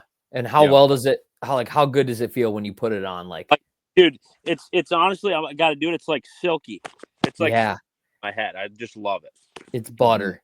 It's butter. It's like now I know I'm ready to just lock in and catch. Yeah. You know what are you going to open with, Ryan? What lid? I'm 50-50 right now because I've been doing some serious damage in this one that I'm wearing right now. This is a Montana Hunt Co. Hat, courtesy of Owen Wilcox out there in the pack. But this one has been lethal lately. But I do have a very OG, I think 1998 Minocqua Walleye tournament hat, mesh back, foamy, that really has seen some miles. And I think if there's walleye banging to be had, I think I might don the OG. That's so that's OG. I think it'll be one or the other. The picks will tell. That's OG. The picks tell. I like that. Yeah. I did my last one though. This one, maybe not necessarily an opener thing, but a fishing season thing. And I wanted Hays to answer this one. Hays, give me the spec. I know you're passionate about this. Give me the specs that someone would need to look for their own ultimate slip bobber rod. Okay, so this is like shameless plug again. I don't care that because this is literally the greatest thing on Mother Earth, and it's the 8-foot Genesis 2B sharpshooter, and this thing is an incredible extendable. It extends out to 8 feet, flip bobber rod, and it is a freaking machine, and it is parabolic. It with the flick of a wrist, you can cast the thing 80 feet. It is the most badass rod on God's green earth, and I have 7 of them, and I've broken about 7 or 8 of them in my life, not by my own doing, by my customers, by the way. But big giant guides on it. People complain a lot about that slip bobber guide getting caught up. No, not with this freaking rod. This thing is a machine. Fished out with 10-pound braid to Phil Pro Series float is the only bobber that you should ever use. I don't care. It's got a brass grommet in the top. Don't mess with any other bobber. Underneath that, a Northland tungsten cylinder weight, 1/4 ounce, and then to a swivel and a 2 or 3 foot chunk of 8-pound fluorocarbon and your jig or plain hook of choice. I prefer most of the time a jig that weighs the jumbo leech down and doesn't allow it as much movement. What size jig? Depends. I like a 32nd, but it's got to have the right. A lot of 32nd ounce jigs do not have the correct hooks on them.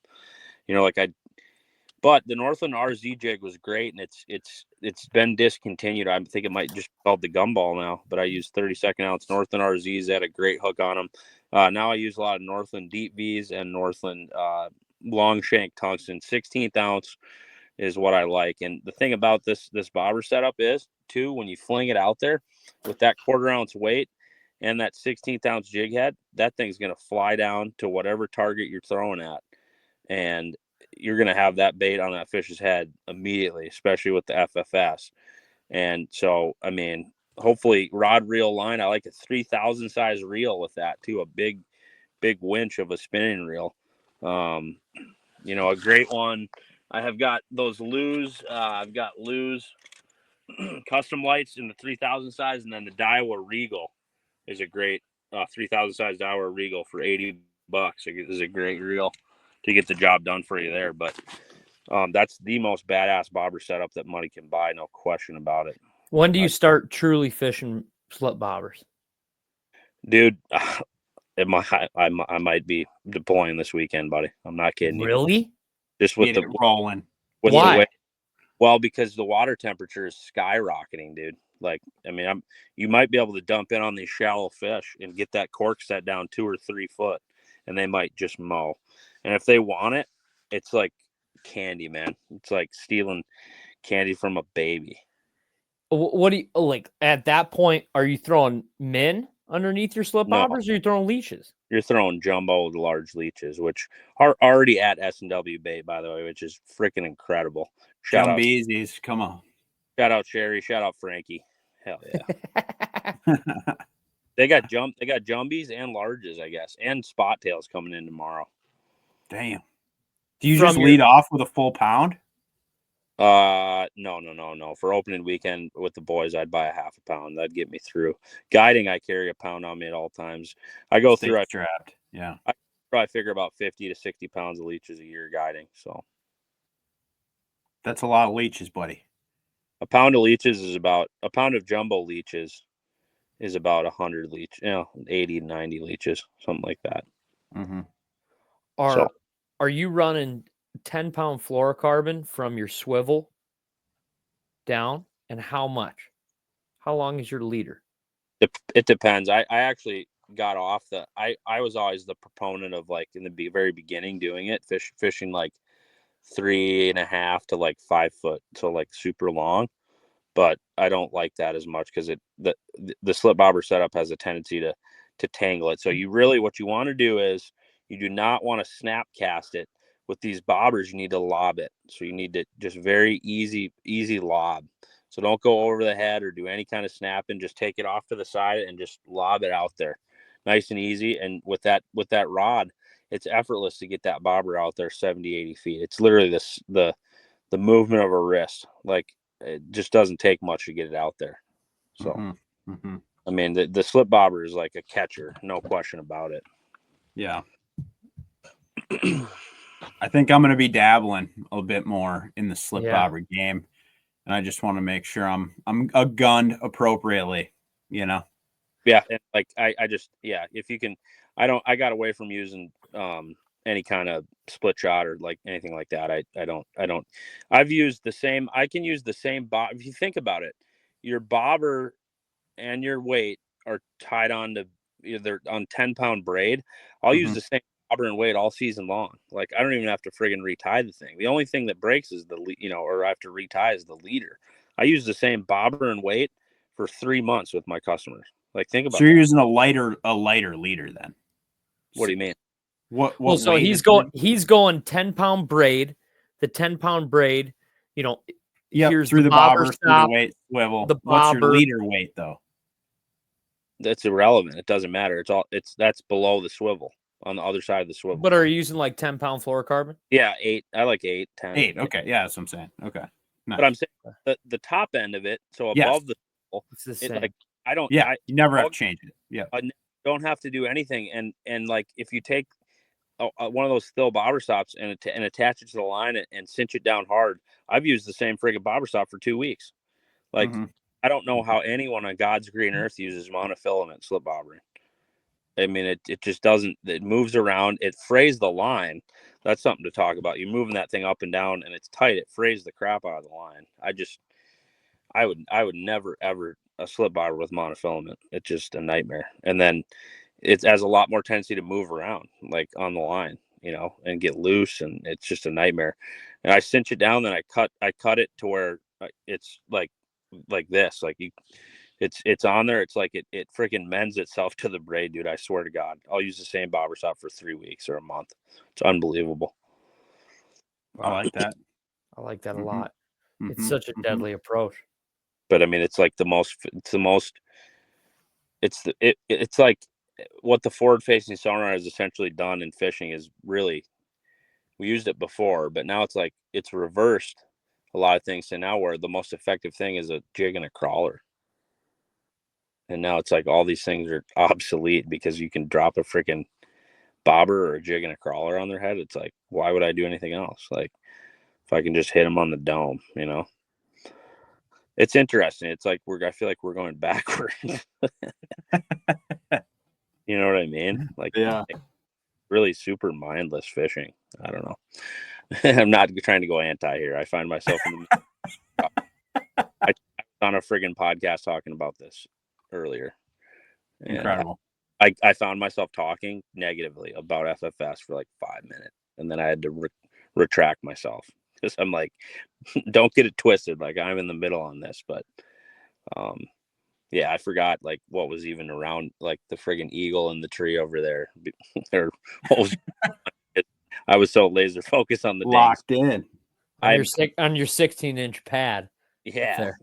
Like, I mean, I totally can get down with some Randy Blockett spew from time to time as well. Don't get me wrong.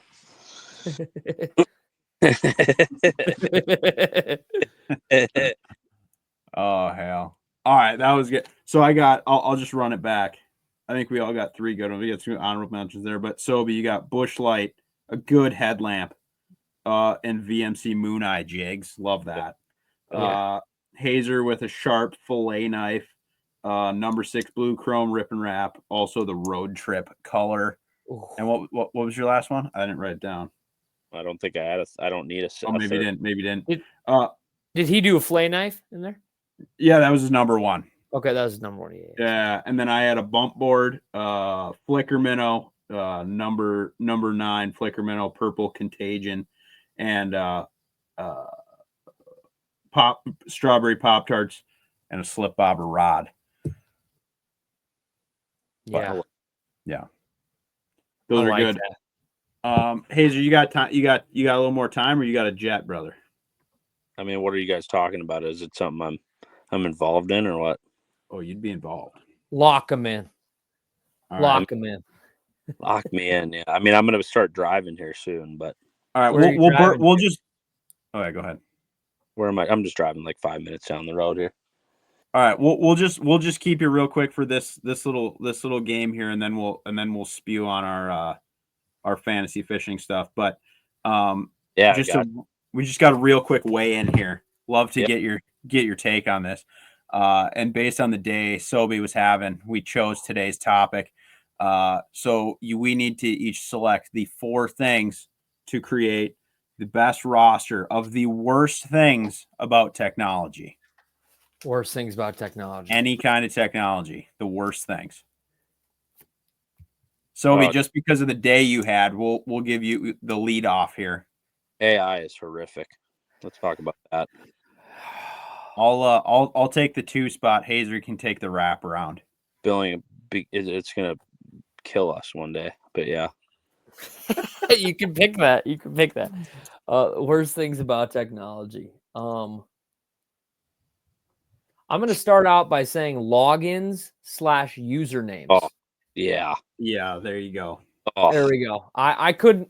We do this podcast with a couple different links and StreamYard stuff, and I could not get my email to work on my laptop. I work on my laptop. For any of you that don't know, I can't get to my email through Google Chrome for 20 minutes. I'm using my girlfriend's laptop right now just to be here tonight on the number 1 outdoors podcast in the world. I want our. It was a stressful call leading up to this. I'm FaceTiming Ryan. I'm like, I can't get on, and I'm like, dude, let's do. Yeah, usernames, logins. That's okay. My start. My first one is actually along the same lines, but multi-factor authentication is dust. Okay? Yeah. What? Multi-factor identification. Like it's where it's always like you can't just log in, right? Like it's that. But then I also have to have it send my email a code. Now I need to update that code just to log in again. Like, and then it starts the whole process of like, well, I can't get to this effing email here. So now I'm logging into an AOL account from when I was in elementary school, trying to get my password for my other one. But it's just dust, dude. It's a vicious circle. Yeah. Okay. Wow. Right, Hazer, give us one. Mine is going to be doom scrolling. Oh yeah, a great one. I'll find myself here in probably about an hour as I prepare for bed. I'll have a fat grizzly in my lip, and I will begin to scroll, and I will scroll aimlessly for about an hour, spitting my chew into a bottle, and I will sometimes fall asleep doom scrolling with the chew running down the side of my chin onto the pillow, where I found myself absolutely lost in the sauce, if you will.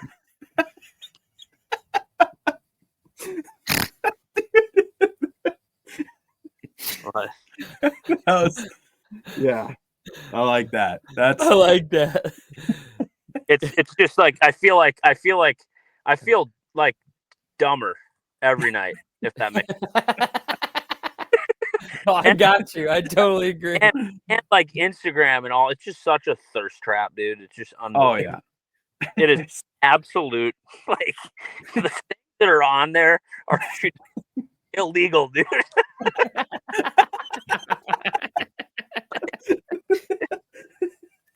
Oh man, just I need to read a book or something. Jeez.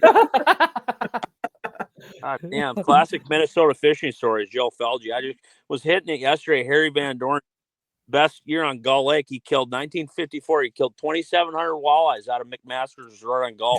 They had a 10 fish stringer one day, and their best 10 went 98 pounds with two 12-pounders next out on Gull. And they, Oh my gosh. and we were talking about this today. They didn't have any technology. They were better anglers than we are today. Oh, no question. They are triangulating everything to go back out to their like, oh, why here? 12-pounders dead yesterday. Here. We will find our way back right here. Look at the shoreline, memorize it, know it, love it, live it. I mean, dude, we and that people complain about harvesting now, dude. People just don't understand what it was like back then, buddy. Everything you caught friggin' died, dude. Harry Van Dorn took Al Linder to friggin' Toledo Bend, Texas, and they just killed the 25 limit of largemouth every day in the winter. Jigging spoons in the 1970s just filled everybody out, dude. Stacking. That is unfucking believable, dude. I love it. Insane. I love it. Hey, you go back to back here. Doom hit it again. Oh shit, man. Derek, gosh, technology. Like, could it be? It's got to be negative. It's negative, right? Like, or rephrase the question. Worst things about technology. Yeah. I think it's making us. It's desensitizing us. So you can just say desensitize. I like that. You could say desensitizing us. Desensitizing us. So, hate to do it here, but I'm going to go back to my favorite screen I like to stare at all day in my boat.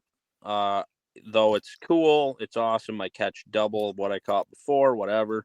It is desensitizing me a little bit, and I realize that I am not even like focused on anything else that's going on around me besides reading the technology. And so if that is the direction, not, that things are going, maybe a step back and just look into the mirror and find a fine line, I guess. And even I got to be better at it. Just like take a step back and realize where I came from. And I don't know, dude, it's crazy. I mean, you guys feel that or not really? I don't. Yeah, I absolutely. You need to go to that Hayward Fishing Museum, Hays. You really do. Yeah. I don't even want to get into Fishing it right Hall of Fame, dude. Yeah. Freshwater Fishing Hall of Fame and Museum. I was just there in Hayward, and So I was there with Buddy Jaron, who's like a total little tweaker, 21-year-old young man boy. And he looks at me in the middle of this. We were the only ones there. And he goes, dude, I don't know what it is, but I'm kind of getting eerily emotional in here. And I'm like, what? Dude, yeah, like I was feeling that too, but I'm also like 30 years old. Like, he's like, half the day. So I'm like, I wasn't going to be like, hey, Jaron, is this kind of emotional? Yeah, I wasn't picturing this, but he prompts this on me. And I was like, dude, yeah, like this is just a lot of history. And you can see the evolution of all the old trolling motors, technology, whatever. It was an eye-opening deal. We're not going to go down a rabbit hole there, but it was, really like gave me a lot of perspective. Yeah, dude. Yeah, dude. Gander Mountain and Baxter back in the day had like a Hall of Fame fishing section in the back of it. I don't know if you remember or you ever went, but it was like similar to that. It was like a damn museum. And I remember like walking through there as a kid, just admiring all the old relics and just, I like the history of fishing, dude. I freaking loved it. It is sick, dude. But yeah, especially when they have all like the gear and stuff. Yeah, I have to bring you there, Hays. I really have to. I think I have to bring you there before you go up to Vermilion. I have to. You have to see it. Yeah, I need to see it. I'll pick you up and drive you there. I really have to. I have to bring you there. Or next fall, we'll take a trip. Maybe. Like, I have to bring you there. I have to be there with you. I have a video coming out soon, and we say it on camera. I think Hays would get married here. And then Jaron says, I don't think to a human.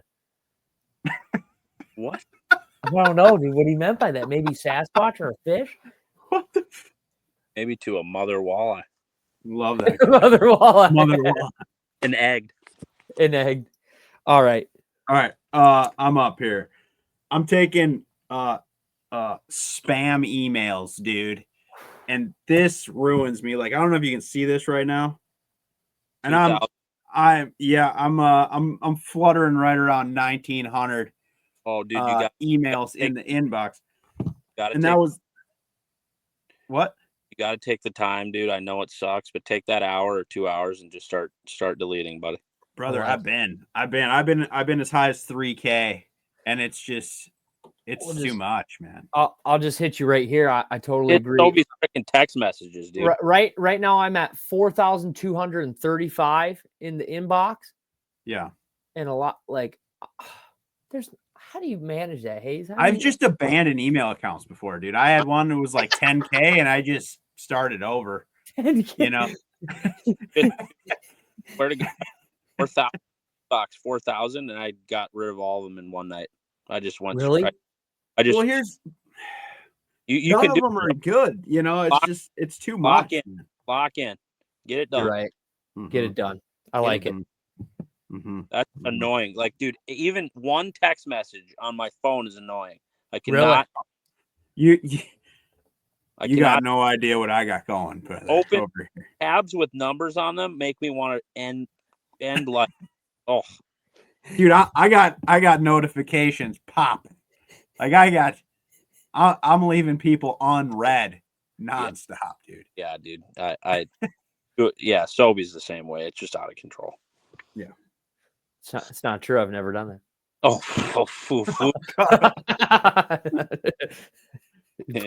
At least hit me with the notifications or silence thing. You know, at least. Come on. So Sobi's 3 to 5 business days. He'll hit you back. Like, dude, I just fucking call me, man. Like, my next. You are the worst, dude. I'm the worst. I'm the worst. I've never said I'm not the worst. I know I'm the worst. Dude, I've accepted it. I just have accepted it, dude.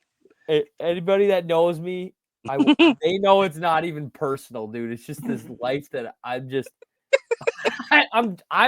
I'm detached, dude. I'm like, I hate it, dude. I hate it. I'm detached, and if this is my next one coming up here, I have battery life written down.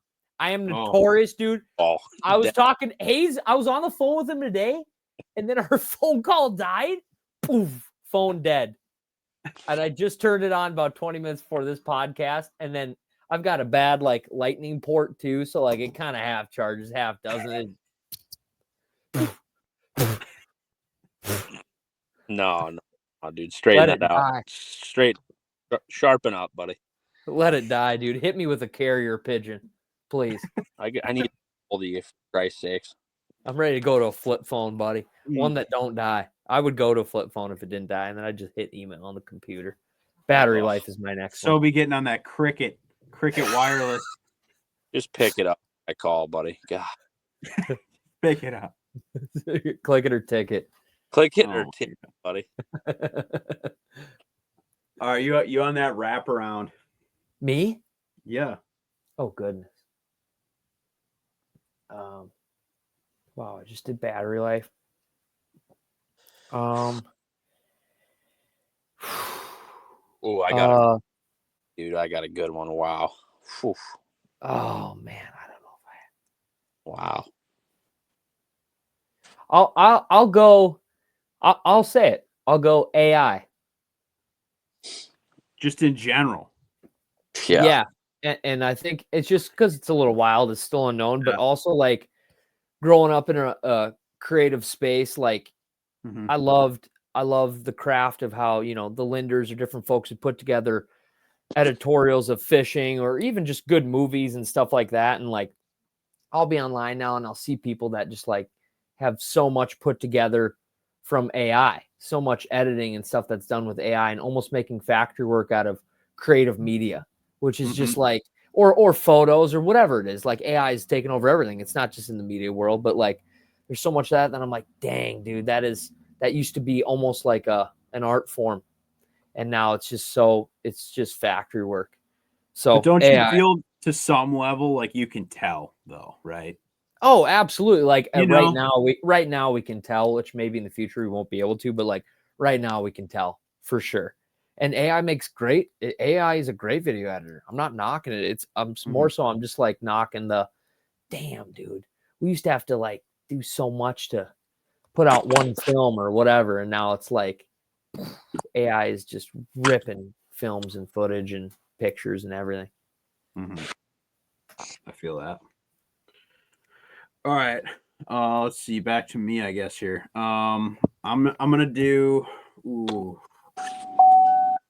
I'm gonna do constant updates, dude. Great one. Like, cause and it's not even that you have to do them. It's more that it's like everything works fine. Then once there's like a new update, your shit just stops working till you do it. Yep. Great. It's like what was fine with, you know what I mean? Yeah. So constant updates.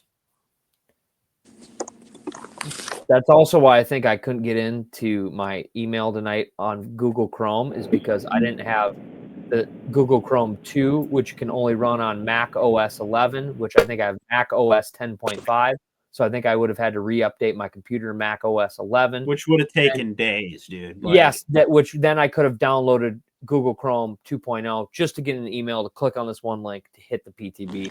Like I just got a pop-up right here, Windows update, restart to install the newest features. Like I don't want those.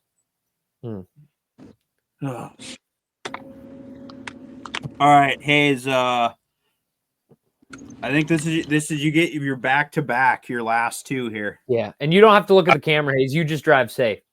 I'm going to park here in a second. I potentially only have one, but do I need two?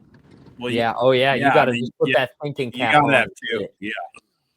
Okay, this is a negative thing because it's never ever, well, maybe once, but I know it never ever will again.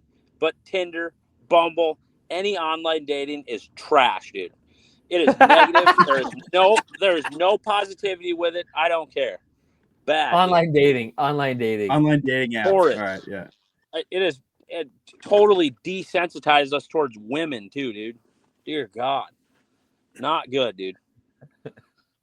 But he's just swiping. But I'm swiping, man. Let me tell you. But yeah, it's unfortunate. Like I should go out, but it's just how simple is it? It's just like anything. It's like the simplification of technology, dude. Everything's becoming just the press of a button. It's too easy, dude.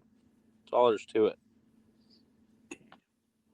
But it's made it harder, so it's weird. It's kind of a strange road to go down. Yeah. It's a double-edged sword to all of it. All right. Hit us with your last one here, Hays. Goodness gracious, dude. I'm going to have to... I don't even... Anything. Worst parts about technology. It doesn't have to do with fishing at all. I know it doesn't have to do with fishing at all. My brain is just fishing all the time. But, dude, I'm going to say, like... For example, like I think it's these new vehicles are just like, look at your truck, Sobi. Like it was freaking like just all the stuff going off, dude. It was making noises. Like that's technology doing damage, dude. If we were riding into one of them old shitbox Chevys like the guys were in Devil's Lake, we'd have been good to go, brother. Yeah. But, your truck did not like bouncing around, buddy. It was after we hit like the 800th ice heave, it was like, dude, it would just, I was like, I know, baby girl, I know. Technology, like in vehicles, you could put for me. It's just so confusing, and like it probably becomes more expensive to work on and stuff. It's not. I don't know, dude. It makes me want to buy an old, a '96 F-150 with a single cab. Because there's no electronics on it, you know what I mean? Or like, just getting in Sobi's truck. He's trying to talk on the phone with the phone. It comes unplugged, and it's just a nightmare. Dude, my map, like, because I thought it's my lightning port, then my maps, and maybe it's my cord, and like I'll plug my phone in, and like poof, the maps goes down, music off. Call somebody around, boom, it's off. We plug it back in. I hit a bump, it's off, and I'm like, I plug Hays' phone. We hit like. I take a turn, it's off. I'm like, oh my gosh. And also technology has made me so reliant on maps that I like don't know where I'm going unless I'm plugged in. So like I'm like, dude, I'm like, plug it back in, Hays. Like, dude, I don't know where I am. I'm like, I'm ready to die today. I'm like, Sobi, you've driven in here 25 times. You don't know where you're at, buddy. Yeah. I'm like, plug in. I hate it, but I'm relying on it. It's just horrible.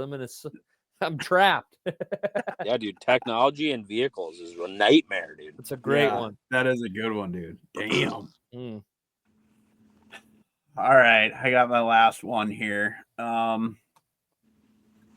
Damn. Dude, I don't even know what to call this. Cuz it's like everything what's the term for that? Like everything's easier to use, but it's way shittier. Yeah. Like what would you call that? You know what I'm saying? Like low quality Yeah, dude, it's the same with like fishing equipment, dude. You get what I'm saying, right? Oh yeah, dude. Like even like just the way things are built. Yeah, I get more expensive. I'll put more expensive, but less durable. Yeah, more expensive, less durable, less useful, dude. Just like yeah, dude. Yeah, like across the board, dude.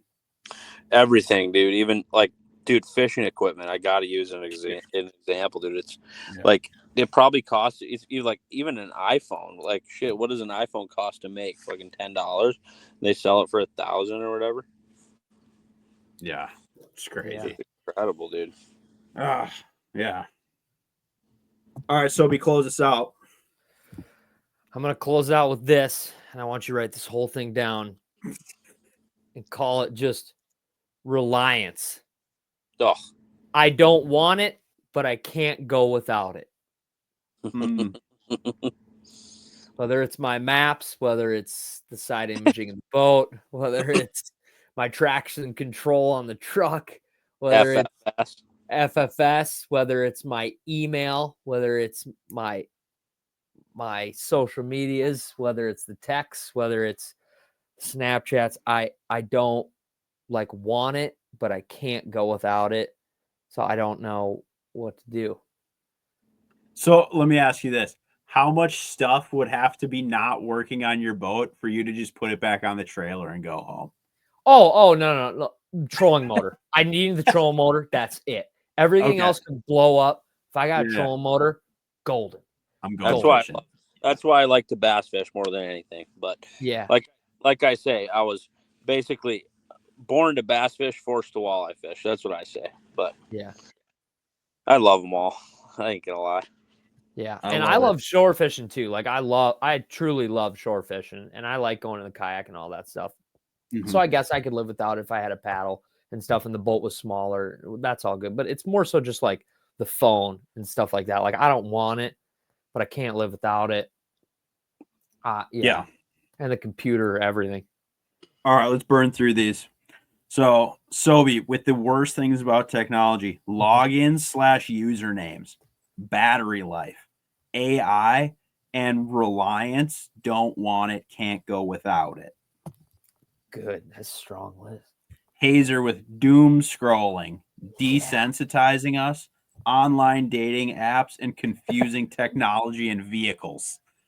That's a strong list too, dude. Damn. Ooh.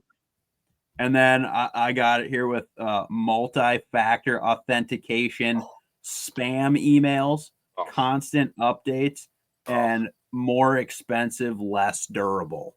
Oh, I honestly do not.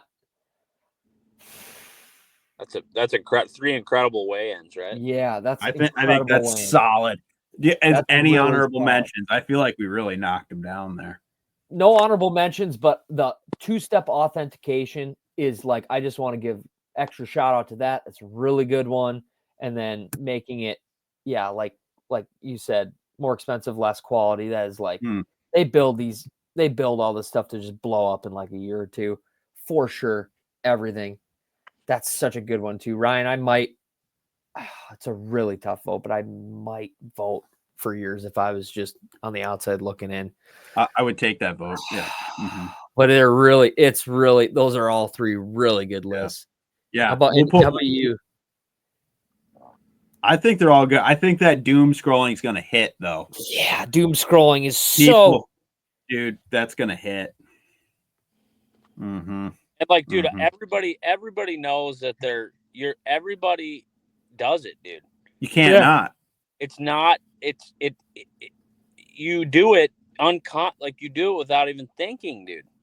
Mm-hmm. Mm-hmm. Dude, it's so scary. This is the scariest part about doom scrolling is like it has reached older demographics. Like, oh yeah, like my mom and dad were like, I was talking with them the other day, and they're like, my mom likes to go on her iPad, and just recently in the last years, like found IG Reels, and she will go on her iPad and do that. She used to like read a lot.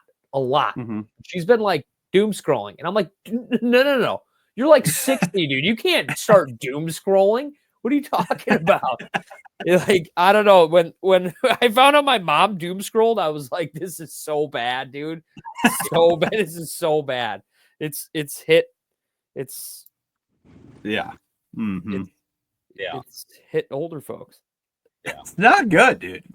It's so addicting. It gets the old folks even. All right, I think we killed that. Hazer, thank you so much for coming on. I hope you have an absolutely killer opening weekend. I hope you post some fit photos of some gold. Yes, sir. Absolutely. And get that fillet knife dirty, brother. And any last minute advice you got to anybody going on an opener, doesn't matter the species or where they're going, any last minute advice going into opener weekend for the public? I guess, I mean, bring the kitchen sink along with you. Bring as much tackle as possible. No, you really. I'm gonna simplify it down. Get yourself a good medium light action rod, a handful of jigs, a few crankbaits. I like a 10-pound braid to about an 8 or 10-pound fluoro leader, and just get to slinging, man. Get out there and start slinging. Cover water is the biggest thing. Like don't get sucked into fishing one spot or one lake.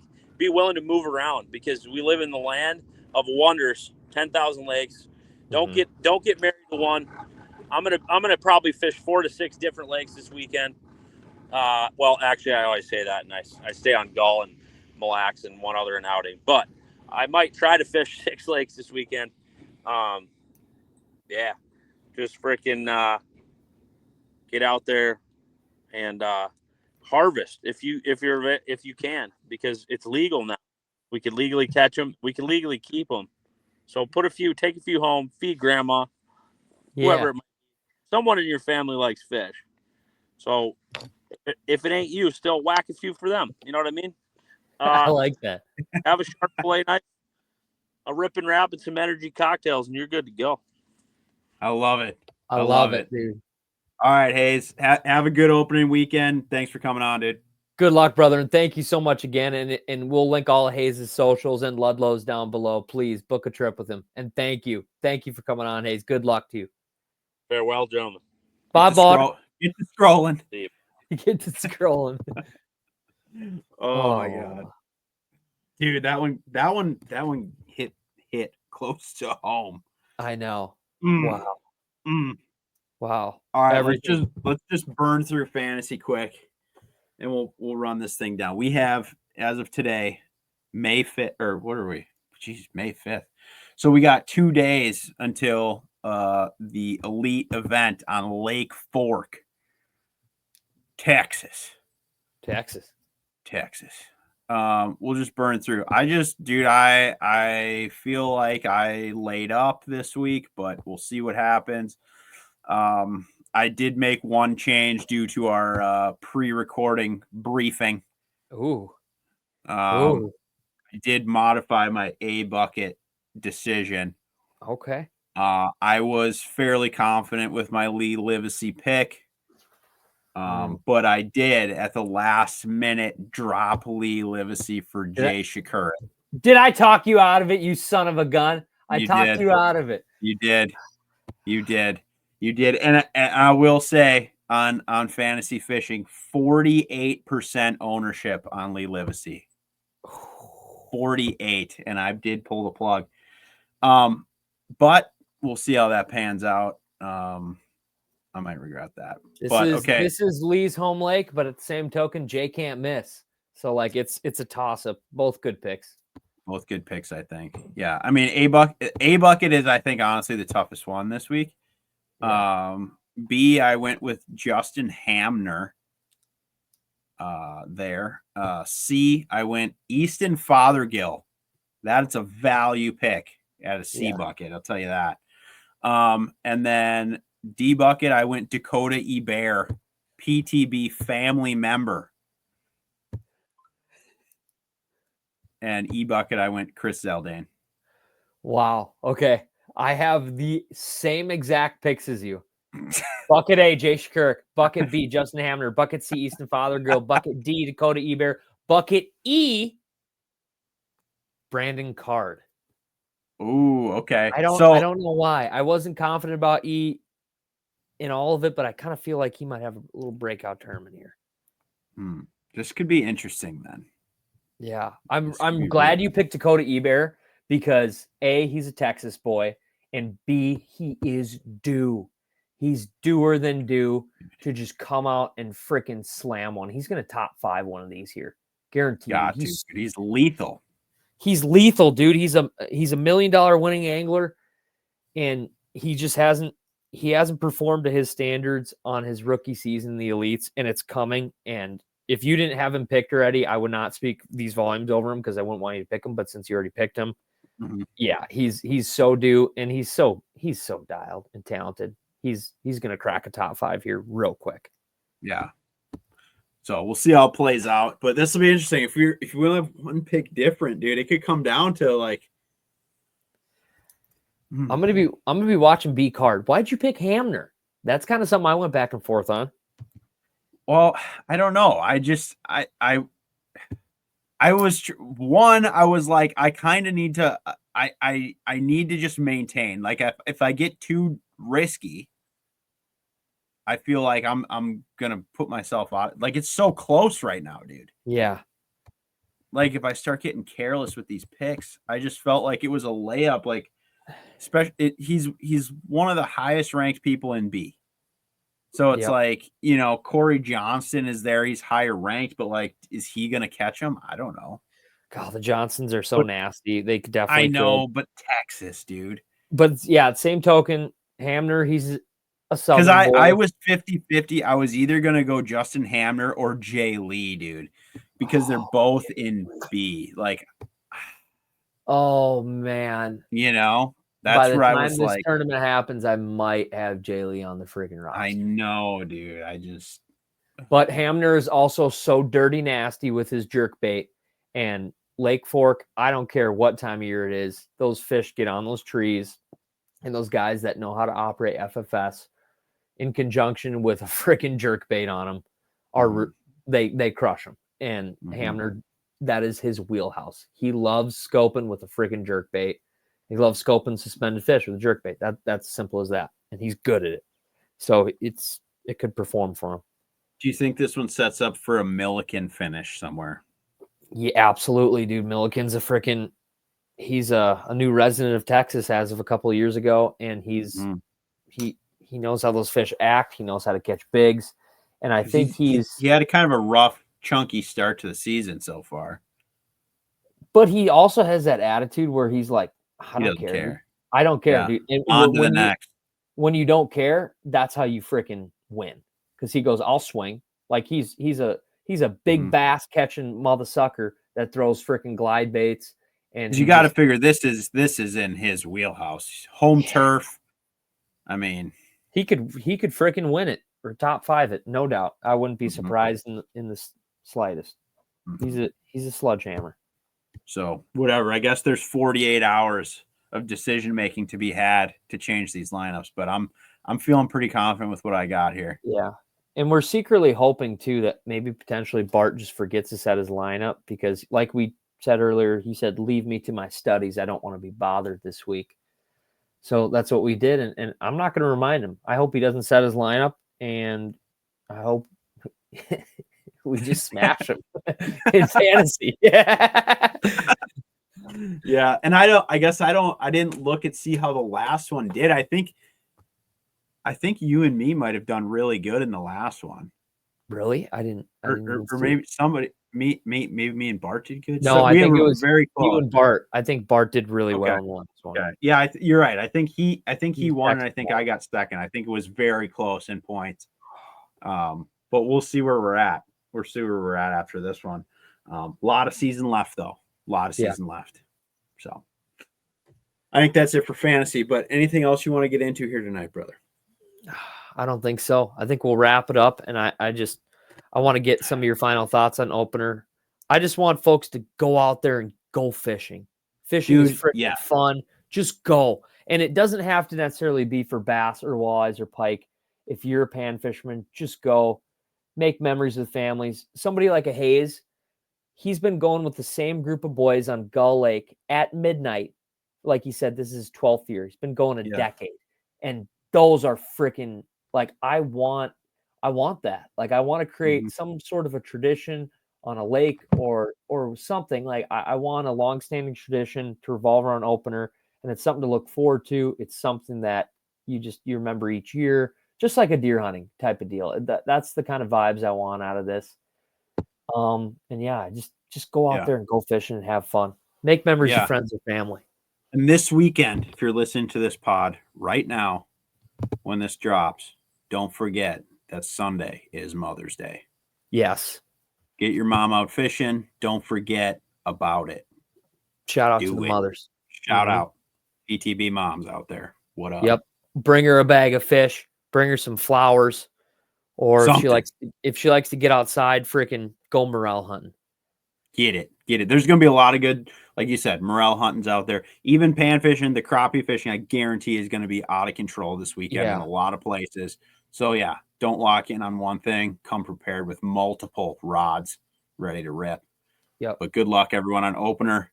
Thanks for listening to another episode of Past the Barb. We'll see you on the next one.